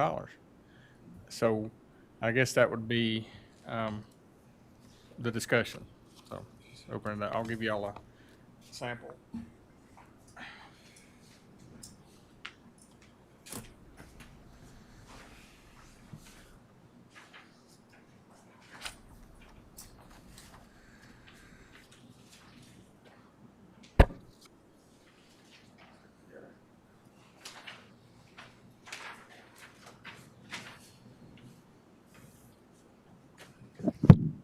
Anyway, based on this, it says, shall the order authorizing Jackson County general obligation bond for the maximum amount of $30 million plus interest to pay capital costs for the Smoky Mountain Middle School project and paying related costs and providing additional taxes may be levied in the amount sufficient to pay the principal and interest payment for the bond. So this is similar to the other bond initiative that had done for the Aquatic Center in 2020. So with that said, like I say, I can't give you a good number, but we have until August 1st to be able to place it on the ballot in November. And so that's why we needed to bring up tonight, at least to discuss. And if you want to move forward, we can kind of get the necessary paperwork to at least give the voters the right to have their voice heard. Well, I get you right.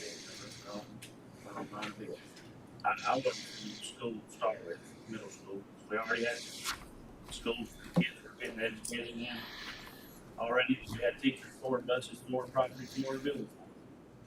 So, I told you this same analogy. If somebody said, Michael, you can have a $15 million house, you can have it, but you got to keep paying the butler, the 3-yard guys, the maid, and the heating and air, and it's going to cost you $40,000 a month to keep it up. Would that be a good idea for me to take that?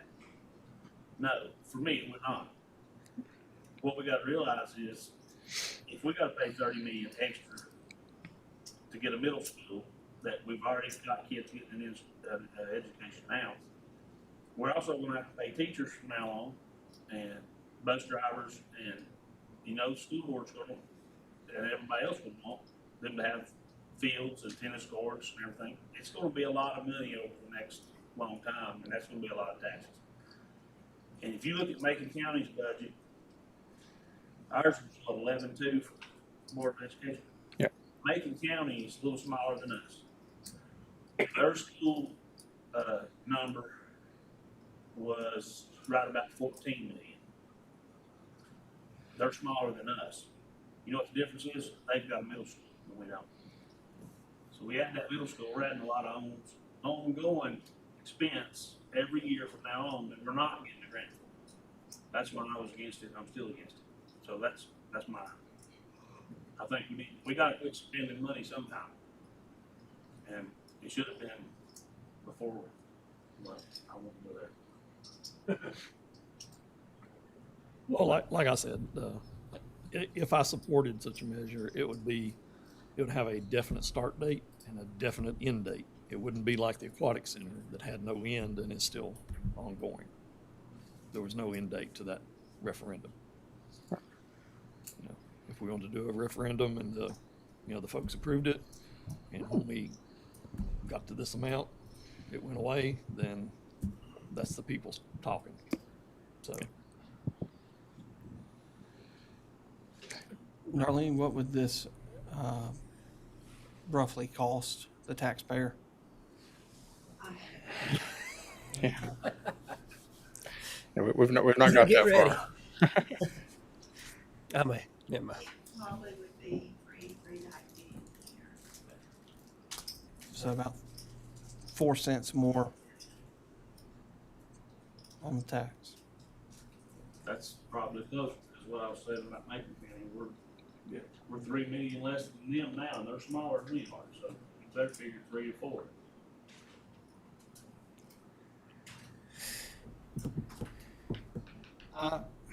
I mean, I feel like if we can clarify what the cost would be to the citizens, then we could put it on the ballot and let them decide. I don't know. When we started this process, myself and Kevin, and Darlene, we all sat in this room with several members from the school board, and we heard pretty much half a day listening to different architect. And I think you were zoomed in. And, you know, this one presented, it was this amount, this dollar amount. This one presented, it was this dollar amount. Well, I'm sitting here thinking, there's no way we can afford that. Then Pinnacle comes up. Then they present a school, and they said it was 43 million. Is that right? 43 million for a middle school in a different county. I'm not going to name the county because I may get it wrong. And I thought, well, all right, let's do the math here. Well, that's pretty close. You know, $52 million grant from the state. Plus 8 million. Plus 8 million of what we set aside. That's $60 million. Well, I'm thinking, okay, well, what's the catch here? And I asked in that meeting, what's the catch? Nothing's a catch. They reassured us nothing was a catch. Yep. That there's no doubt that we can build you a school for this. I feel assured that we can build you a school for this. And that's what aggravates me to death, that we've gone through this whole process. And even if it would have been 50 million, you know, I know things, inflation and everything, but the numbers that I've been hearing from the county manager, that's outrageous.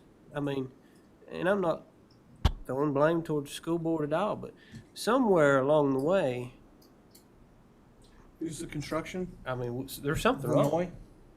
Well, you know, through this process, we had 13 different properties identified. We sent all of those out to the team, the design team, and the Van Noy, who is the CMAR. And, you know, they, based on that analysis, looked at the best piece of property. So, but it is size, especially what they want, you know, what the added features, the football field and the track, tennis courts and things like that. So Yeah, that's what I was getting at. that's elevating it. That difference, that 44 to, what is it, 16 million, I'm thinking, okay, we're going to be able to build some We can build the building and still Some fields. offer some of the. some fields and things like that.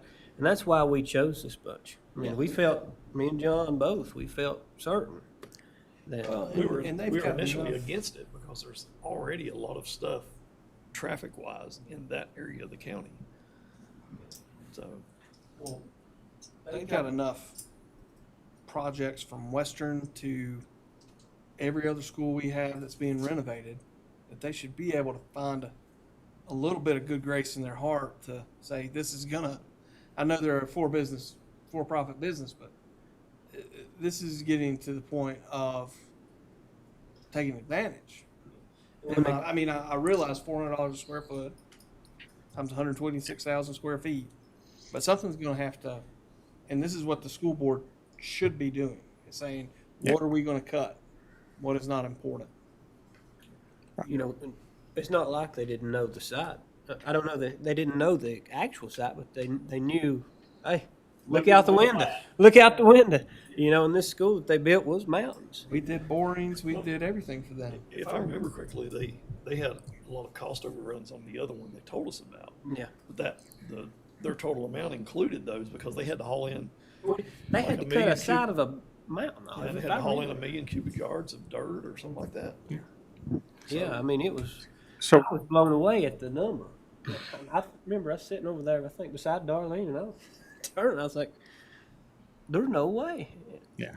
And That one facility you're talking about was around 100,000 square feet, so it was about 30,000 square feet less. Yeah. So that's where that elevation of the per square foot is coming from, is the square footage. But then also, when you look at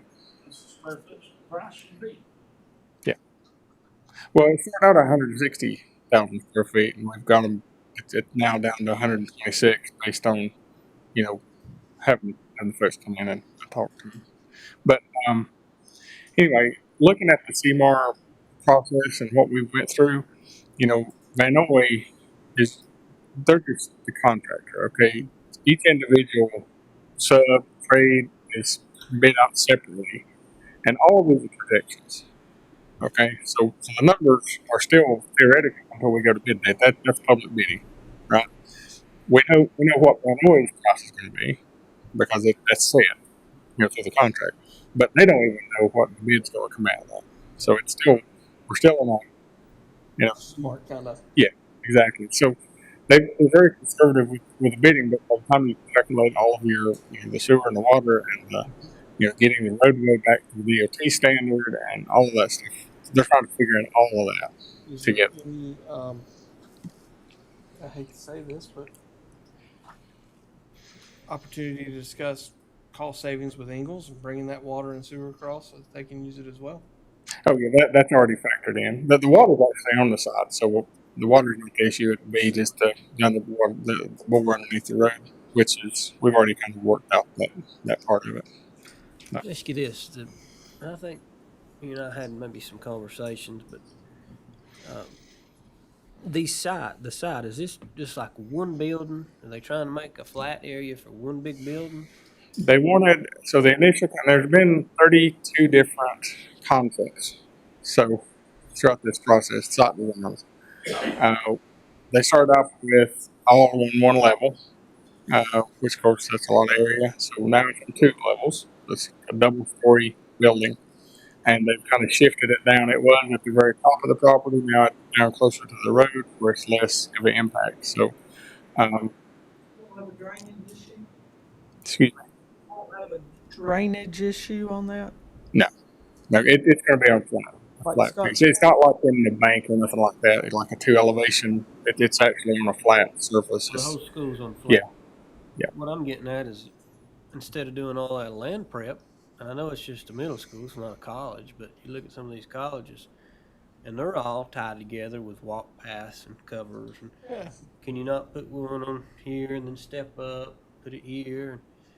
Well, you get into, if it's not on, going back to Dennis' thing, is when you get into waterproof in the back side of a building, that's going to be a lot more expensive.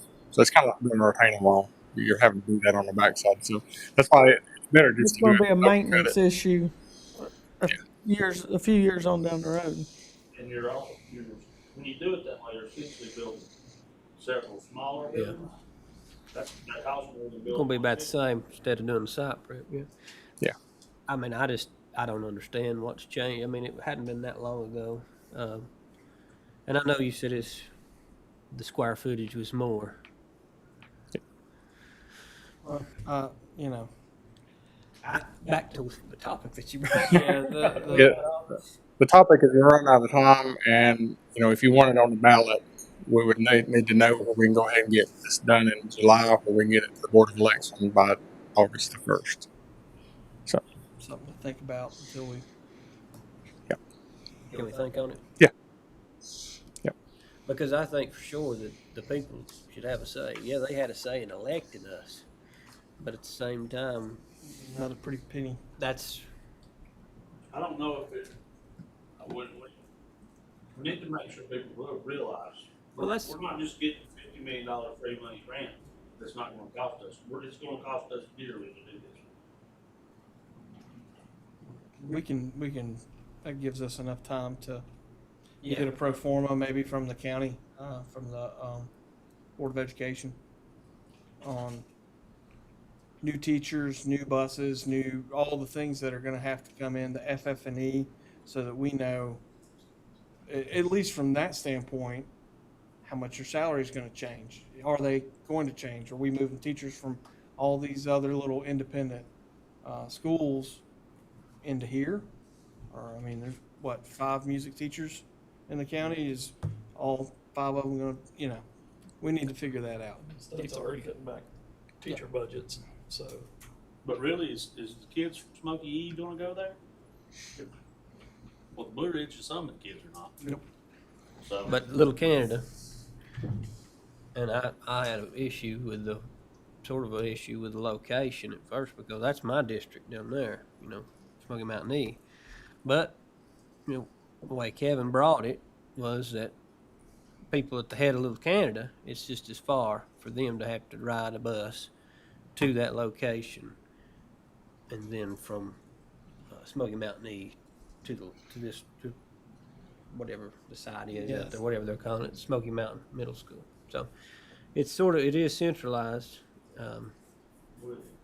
with excluding Cashers, but you have to, Blue Ridge. I mean, We're used to excluding Blue Ridge. Any kind of thing that school's gonna get money, I can tell you that. but now the site, Kevin and everybody have done a good job locating the site, because where else are we going to go? I mean, we took months trying to locate a site that was going to be, something worth having, and I'm not going to keep rambling on about it, but I was excited at first with the whole project, but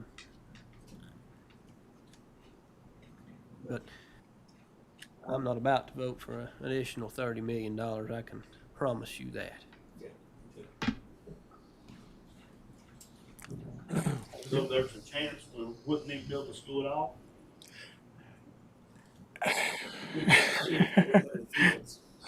It's just, and these are all just projections. I mean, right now, it's really until we get the design a little bit lower, but it's based on the projection, it's going to go over the 60 million figure, and that's what, Darlene and I, we have to let y'all know. Hey, this is a real thing here that it's not looking very good. Even without the athletic field, it's not looking very good. But we can't give you a good number until the design is a little bit further along. The criteria originally was based on 110,000 square feet, around 100,000 square feet. Well, now it's around 130. Well, we won't know until bid day.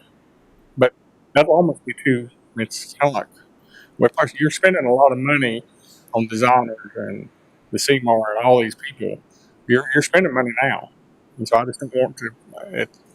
We felt it prudent to bring it to you, and if you want to give, what's the cause of the square footage going up? I mean, it's based on middle school kids is going down. Right. It's based on 800 students. They dropped the amount from 900 to 800. Right. But if it was 900 initially and it was 110,000 foot and we've dropped it to 800, why is it now 126? Is it? There's a lot more rooms. But if you don't have the kids to fill those rooms, then why do you need the additional rooms? And that will be, if you want us to have a conversation with the school and bring. Well, we're definitely going to have a conversation sometime. Yeah. Let's not kid ourselves though and think that we're going to build a school and not have any athletic fields. Well, exactly. I mean, that's not even. I mean, if you have middle school kids, you want them to be able to play sports. And that's how much more money we're talking then. I mean, it's things to think about. Yeah. And that was one of the, one of the big things, most important things, academics. But another is middle school sports. So the students would have more opportunity playing in the middle school, and going to different counties and playing different counties. Without fields, I mean, I guess they can go to another field like the high school's been doing all these years. The Webster play softball.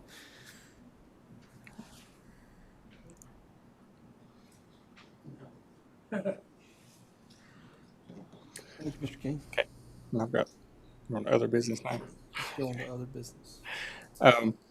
We need some direction on the building or community room utilization at both the Cashers and the Silver Library.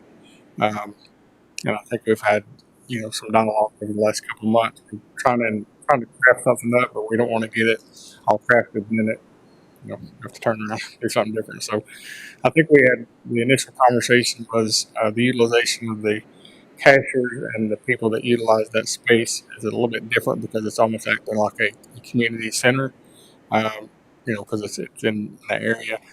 The community room is more, does have a stage in the Silver location, and so it's a little bit bigger facility. But we also have the meeting room downstairs, and so anyway, we just need a little bit of direction, and then we'll bring a policy back to you at the next meeting for y'all to consider. I think the Cashers community room has been managed fine by the library up there. I know a lot of organizations, POAs, the Garden Club called me this week. Yeah, I mean it's a vast group and they're looking to find their spot, and there's really not another place that's as easily accessible. With parking and everything, so I'd like to see it remain as is, managed from that area. I think it's fine the way it is. If it gets to be a problem, what about, couldn't we say, anybody that wanted to reserve it for private use, not for the public, anybody from the public, not selling tickets for anything, not, a club, anybody like that could use it, but not anything for profit or For profit, yeah, I think anything for profit. If we needed to get anything for public use, but not for profit. The ladies who want to play poker and mahjong, that's a private, that's private. They're not bringing in the public. No. But had to buy in. No, but there's we have a lot of. It's under the table. I'm not even trying to call them out, but like AA comes in and uses. That's kind of a club meeting. It's not I say it like that. It's more of a club meeting location than anything. I kind of think whatever we do, it kind of needs to be the same across both locations, or somebody's going to complain. And somebody's going to have to deal with complaints. So what that is, I don't know, but I think it needs to be the same across both locations. Well, and there's a lot of, like JAM. There's no reason they shouldn't be meeting at the library. Junior Appalachian Musicians. And they're sponsored by this historical society that has grass. There's. They play music in the library? Like instruments? Yeah. Guitars, banjos. I thought you had to be quiet in there. It's one of the meeting rooms. Yeah. But JAM, they teach banjo, fiddle, mandolin, guitar. It's a good program. There's a lot of individuals that do it. Yeah. A lot of kids. I say that because it's summer. Let's look at like club oriented type things that are already in use and see. And I'd mentioned that to Grace. See who's rented it in the past and trying to find a collective. Definitely need her input on it. So. I guess you schedule your reading and your studying around the jam session? It's an opposite section, so it's not in the. Well, the bedroom's not soundproof. No, but. Whatever. I just think it's weird to play musical instruments in a library.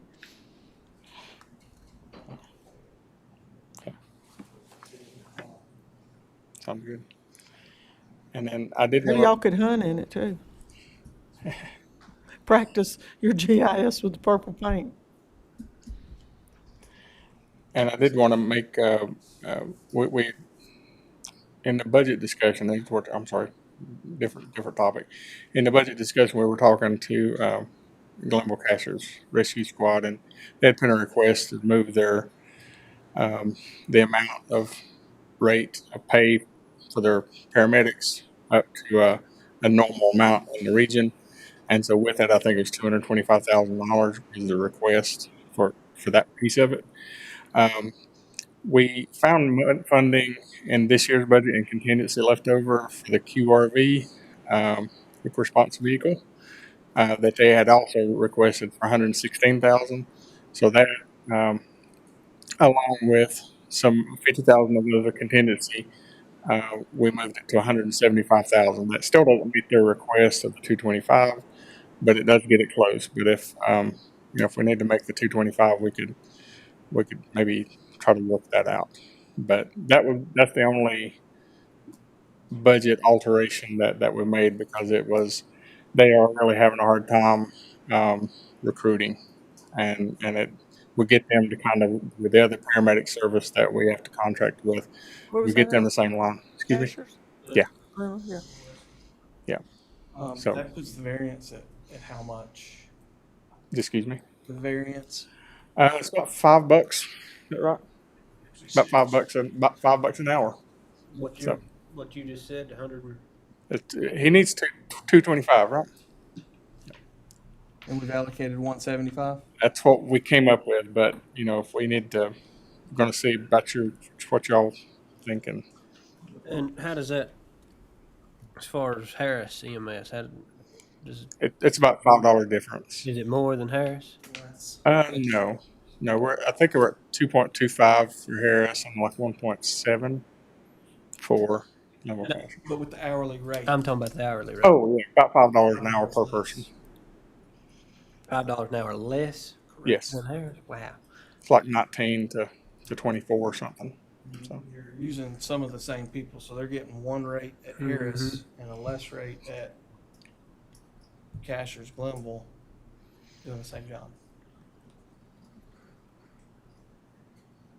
There's not as many calls in Cashers Glenville, but the cost of living costs, so it's kind of I think we need to find another 50. I was gonna say 50,000. I don't think it's gonna.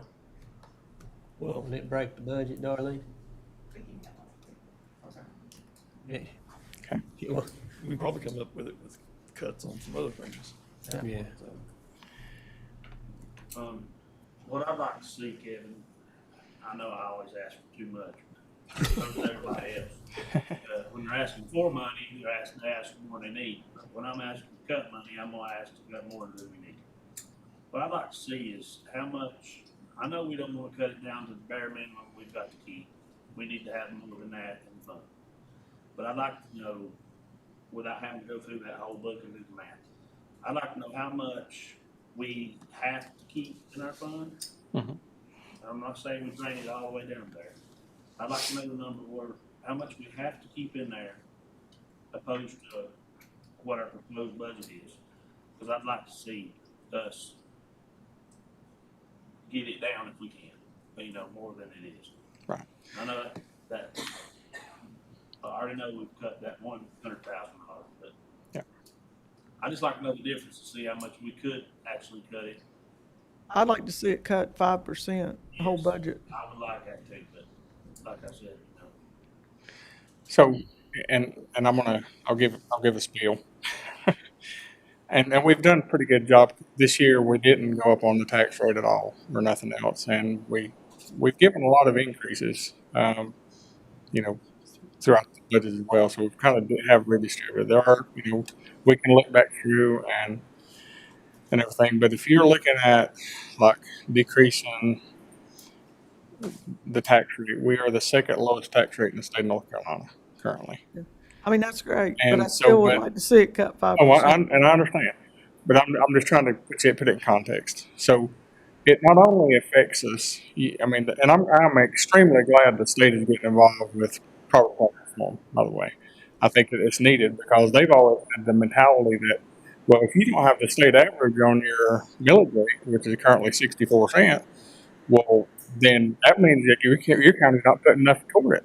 I mean, a school system is a good example. Their formulas are based on what the county can or cannot afford based on your tax rate. So we are like 35 cents less than the average. And so we get less money from the state based on that fact. And so I'm glad they're getting involved. Well, I understand all of this stuff. when they get into it. But I just want to make sure that you're aware that it's not only the tax rate, that they, everything is tied to it. So if you decrease it, it'll be tied to, we'll get less money from other sources. So just FYI, but we're fine with looking at it. The departments and programs out there that didn't spend all we gave them last year, but they're requesting more than what they requested last year. How are we dealing with that? Well, it just depends on what comes around. Like, I made a comment. Sometimes we have it in the budget because the budget is a projection. It's a best guess, what we anticipate over the next 12-month cycle, right? Some things may not occur in a 12-month cycle. It may take longer to come up, but where our hope is that we can get everything lined up, right? So there are some times, and we go through this process, and there are monies that are returned back each year, right, for you to reallocate. So, and talking about fund balance, we're at 43.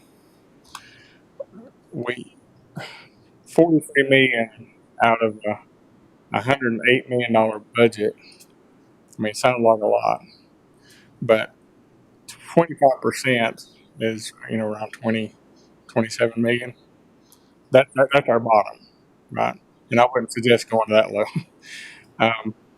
You don't want to get in a circumstance where you have like cash flow issues, or because we only get revenue one time a year usually. I mean, one big influx. So you get into cash flow issues because that's just the budget. When you work through the process.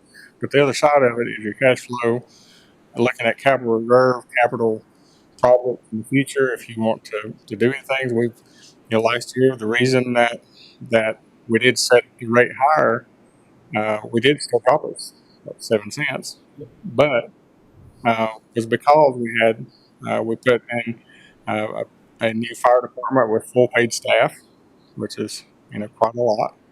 We did all the capital projects we've got going, the school system projects, the county projects, and it was deferred maintenance. Deferred building, and I think I've used this analogy before.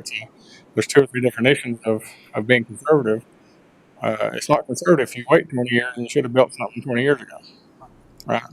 And so that's kind of with the age of the building and with the need for the court system to have a new room. So I think you as a board was very conservative from that standpoint, because if you hadn't have done that, the escalation is still going to go up. I mean, it's going to get more and more expensive.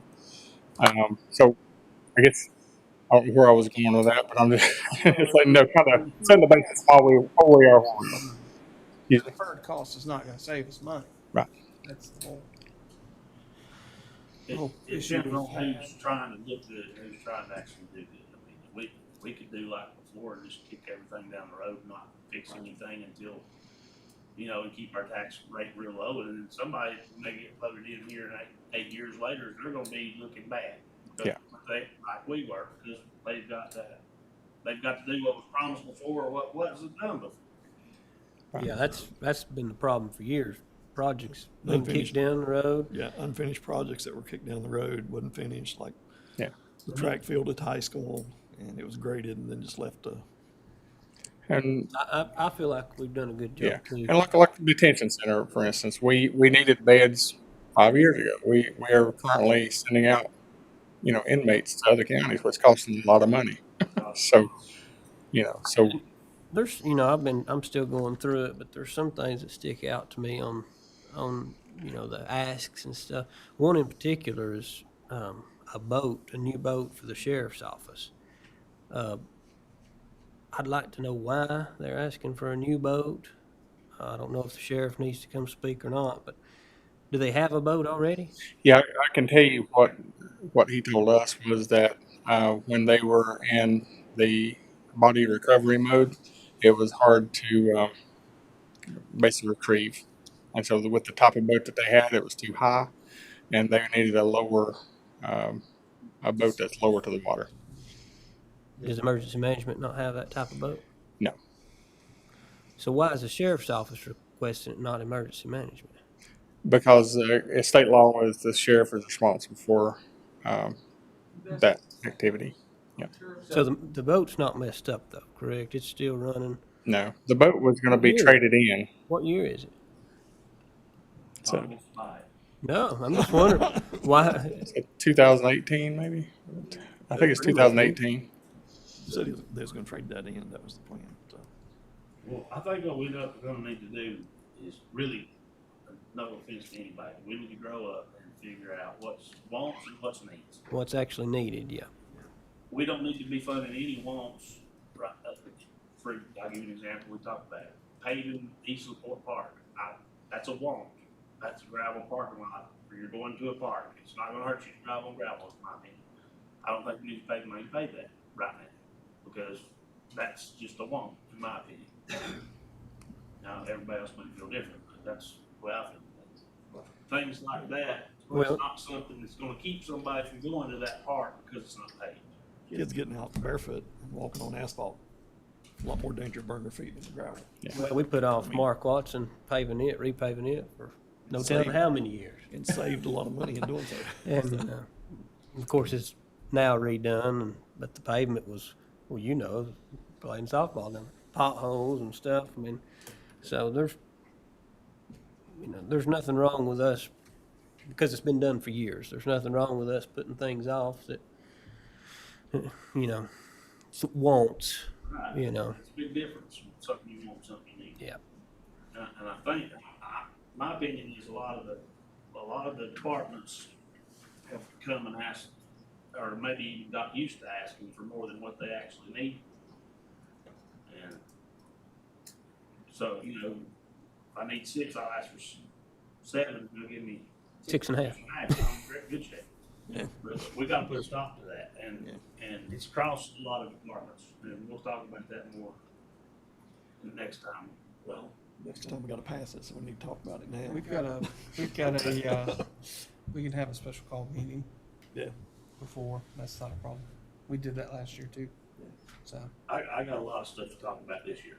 Last year I was new at this, and I didn't really know how to go through it like you showed me, the way that everything's backwards on a lot of it, and I'm getting it figured out now. And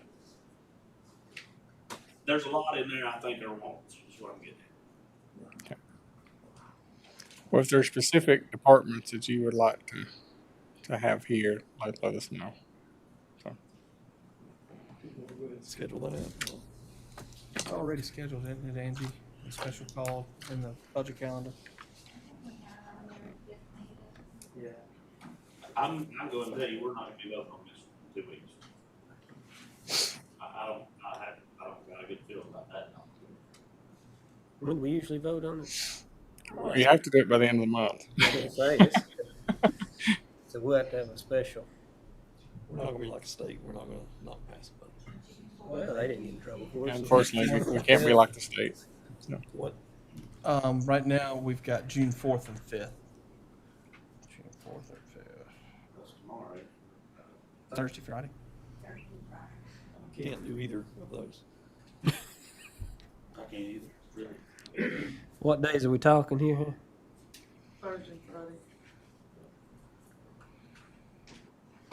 This week? I'll just tell y'all, I'm missing my anniversary tonight, and Friday is her birthday. I can't do that in the same week. We'll have you in the chair right there. won't we? That's right. Is that a want or a need?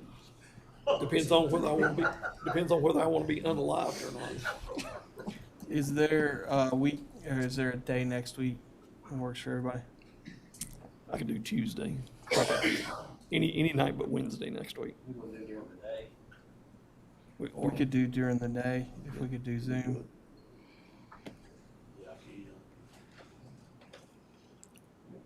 So I want to say the 9th.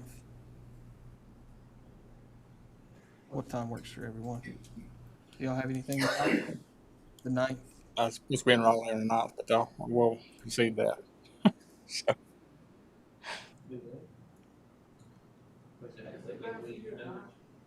Yeah, I'd rather have it done. I would too, but I'll do whatever y'all want. You have to give a week notice. Do what? Have to do a 7-day notice or for a special. 24 hour. 24 hour. Okay. 48. We've already had our public hearing. You don't have to have a public hearing. We're good. So the 9th at what time? Whatever. Would you be able to get to Raleigh by then? What? On the 9th? Yeah, I'll try to make it. 6, if we had it in the evening? Oh, yeah, no, I would just cancel that. So that's fine though. What time? Who's supposed to be in Raleigh? 9th and 10th. That's Tuesday night. Yeah. I can do it Thursday. That's Yeah, I mean, I could do Yeah, I was Thursday. gonna say We can do that. Monday. You want to do Thursday evening? Yeah, let's do Thursday evening. That'd be a deal. next Thursday. How about with This Monday? I mean, I could maybe put off what I've got on there. What about Monday? Of next week we're talking. Yeah, the 8th. I can do, yeah, I can do the 8th. Monday the 8th. Okay. You gonna start at 5:30? 8th at 5:30 via Zoom? 5:30? 5:30 here. I'll be here. Okay. I mean, you can Zoom if you like it, but I don't like it. Yeah, I'll be here. We're having it here. You good with that? What?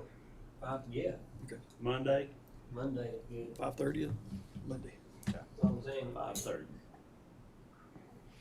Angie, put that on my calendar.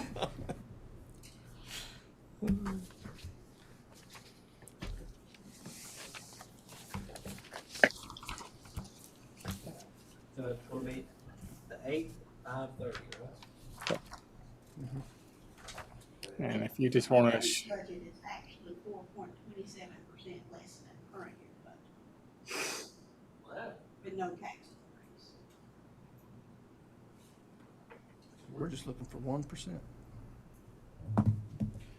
We need to go through this, I'm telling you. No. Yeah, I might get 10%. What? Do we need to talk now about what I was thinking about the nonprofit? that it's up to you if you want. Do that Did you hear now. what I was saying, Todd? About the nonprofits, if we all, right now, it's on Kevin to recommend to us what to give each nonprofit, right? And then we just take what he says, or we take one at a time and Add or subtract. add or subtract. But what I was saying is if we just all individually, on our own time sometimes, went through those 39 nonprofits and wrote down what I think each one should get based on what they ask for, what he recommends, and then you do the same thing, and everybody does the same thing. Then we could just take those 5 numbers, add them up, divide it by 5, that's what they would get. That way, it's on all 5 of us what we fund them, not 3 of us was against funding them this much, or it's just, that's what the average was, and then also, it might could keep us out of trouble as far as Overfunding or overfunding. underfunding. And I'd also like to see, is it possible where we could, if we're gonna award a nonprofit $50,000, is it possible to just say, all right, we've awarded you $50,000, bring us receipts, we'll reimburse you? Or do you just gotta give them the 50 and hope they don't do something with it like it's happened before? Well, they have to provide us income statements or audits. Depends on the amount. What I'm talking about is like the HERE program. Income statements, Not this year, they did not. they didn't pull it, she stole last year. I mean, it would take the risk of anything like that happening out from any of those if we did it that way, is what I'm thinking. They'd still be getting their money, they just would have to bring us receipts to get it. I don't even know if that's legal, y'all have to tell me. Well, I know It's it's the county money. You can set any criteria you want to as far as how we give it out. So I know when, that's, like, Clampett got money for some of these community centers, like for the paving at Barker's Creek. Yeah. Barker's Creek Community Center had to pay for the paving, and then yeah, it depends on the cash flow of the organization, whether they can afford it or not. A lot of them can't, so we end up having to do it. right. Yeah. I mean, Like for we the did. larger organizations that are bringing in hundreds of $1,000s, we need to you purchase it, you bring us a receipt, we'll reimburse you up to this dollar amount. That's what I think. And from what most of them, the way most of them talk to us, you know, we're not the only ones funding them. They're getting private donations, state money, something. Most of them's getting money elsewhere too. It's not just county. Yeah. So, Like some of these things, our dollars should be last mile. Yeah, and sometimes some of the state money they're giving, they don't give it all to the people that they're helping. They keep half of it themselves. And the people that they've actually only given half of it to have told that.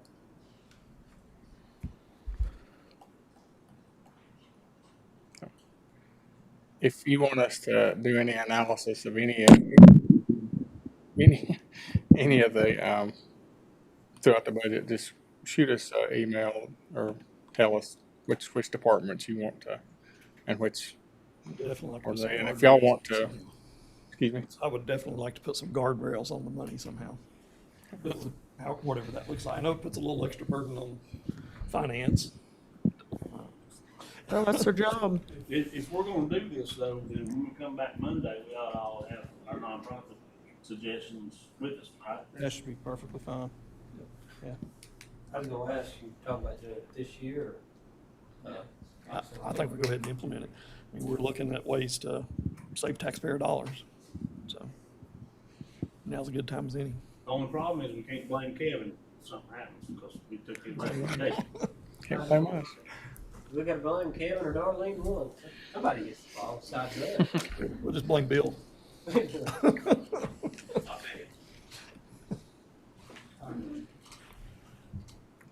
Everybody on Monday at 5:30? 5:30. Mr. Darnell, quick three. Yeah. Thank you. My knees are going. Y'all are doing really great work. Thank you. Thank you. Republicans. Just a couple of schools of thought. One, the corridor along 74, to this side, there's areas there for potential development. I'm swinging back to when the planning was here and running his mouth.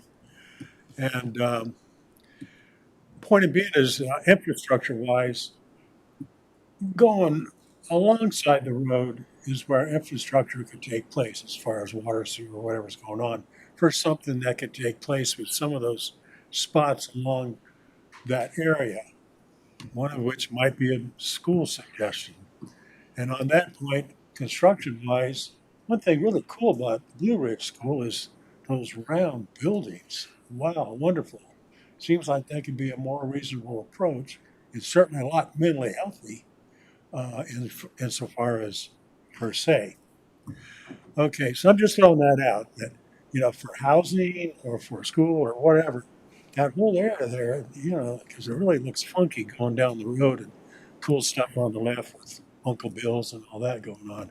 And that's a whole nother story, Uncle Bill's. Anyway, what I was going to throw, romanticize in thought, is something I played with several years ago, but I've been dealing with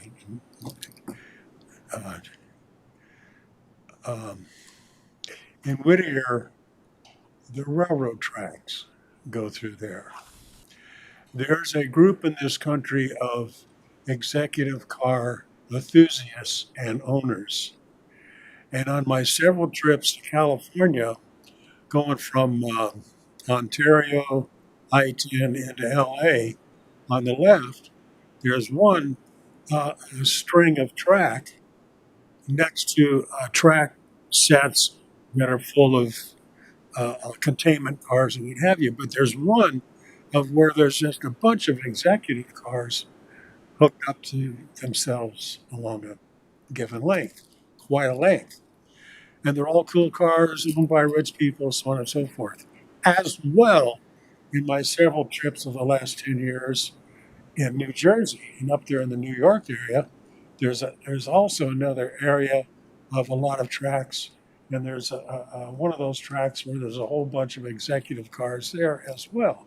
Rich people, cool cars, cool seeing. Point in being is, here, maybe somewhere else. But I guess Smoky Mountain Railroad would be pulled in on this one, of course. But where the track goes into the Whittier area, there's some flattened areas where if spurs were built, some of these rich people could buy a given property and park their car, have landscape around it, park in the building, what have you, charming potential. It's a school of thought thrown into design. I throw that out. How many there could be? Well, I don't know. And not all that many, but so anyway, I throw that. I think that's farmland, isn't it? What's Farmland? something around Whittier? Some of it is, yeah. Yeah, I think that's all farmland. Well, it's a sense of direction for some of the farmland. Well, we want to keep farmland. Well, we like our farmland, but I'm just thinking of something charming to retain the a sense of direction of the county, growth-wise. As well, of that world of executive cars, there's two groups. There's one group of which there's like 635 members and cars, and these are people that are like regular folks, and they get in there and renovate. It's like a hobby. The other group is like 66 people, and these are like billionaires, and they're very snotty and very hoity-toity, but it's a given group. So I throw that open as far as a sense of direction, potentially in thought. Sounds good. Thank you, Mr. Darnell. Yeah, there's my 3 minutes. Okay, and you too. With no other business, is there a motion to adjourn? So moved. And a second? All in favor? We are adjourned.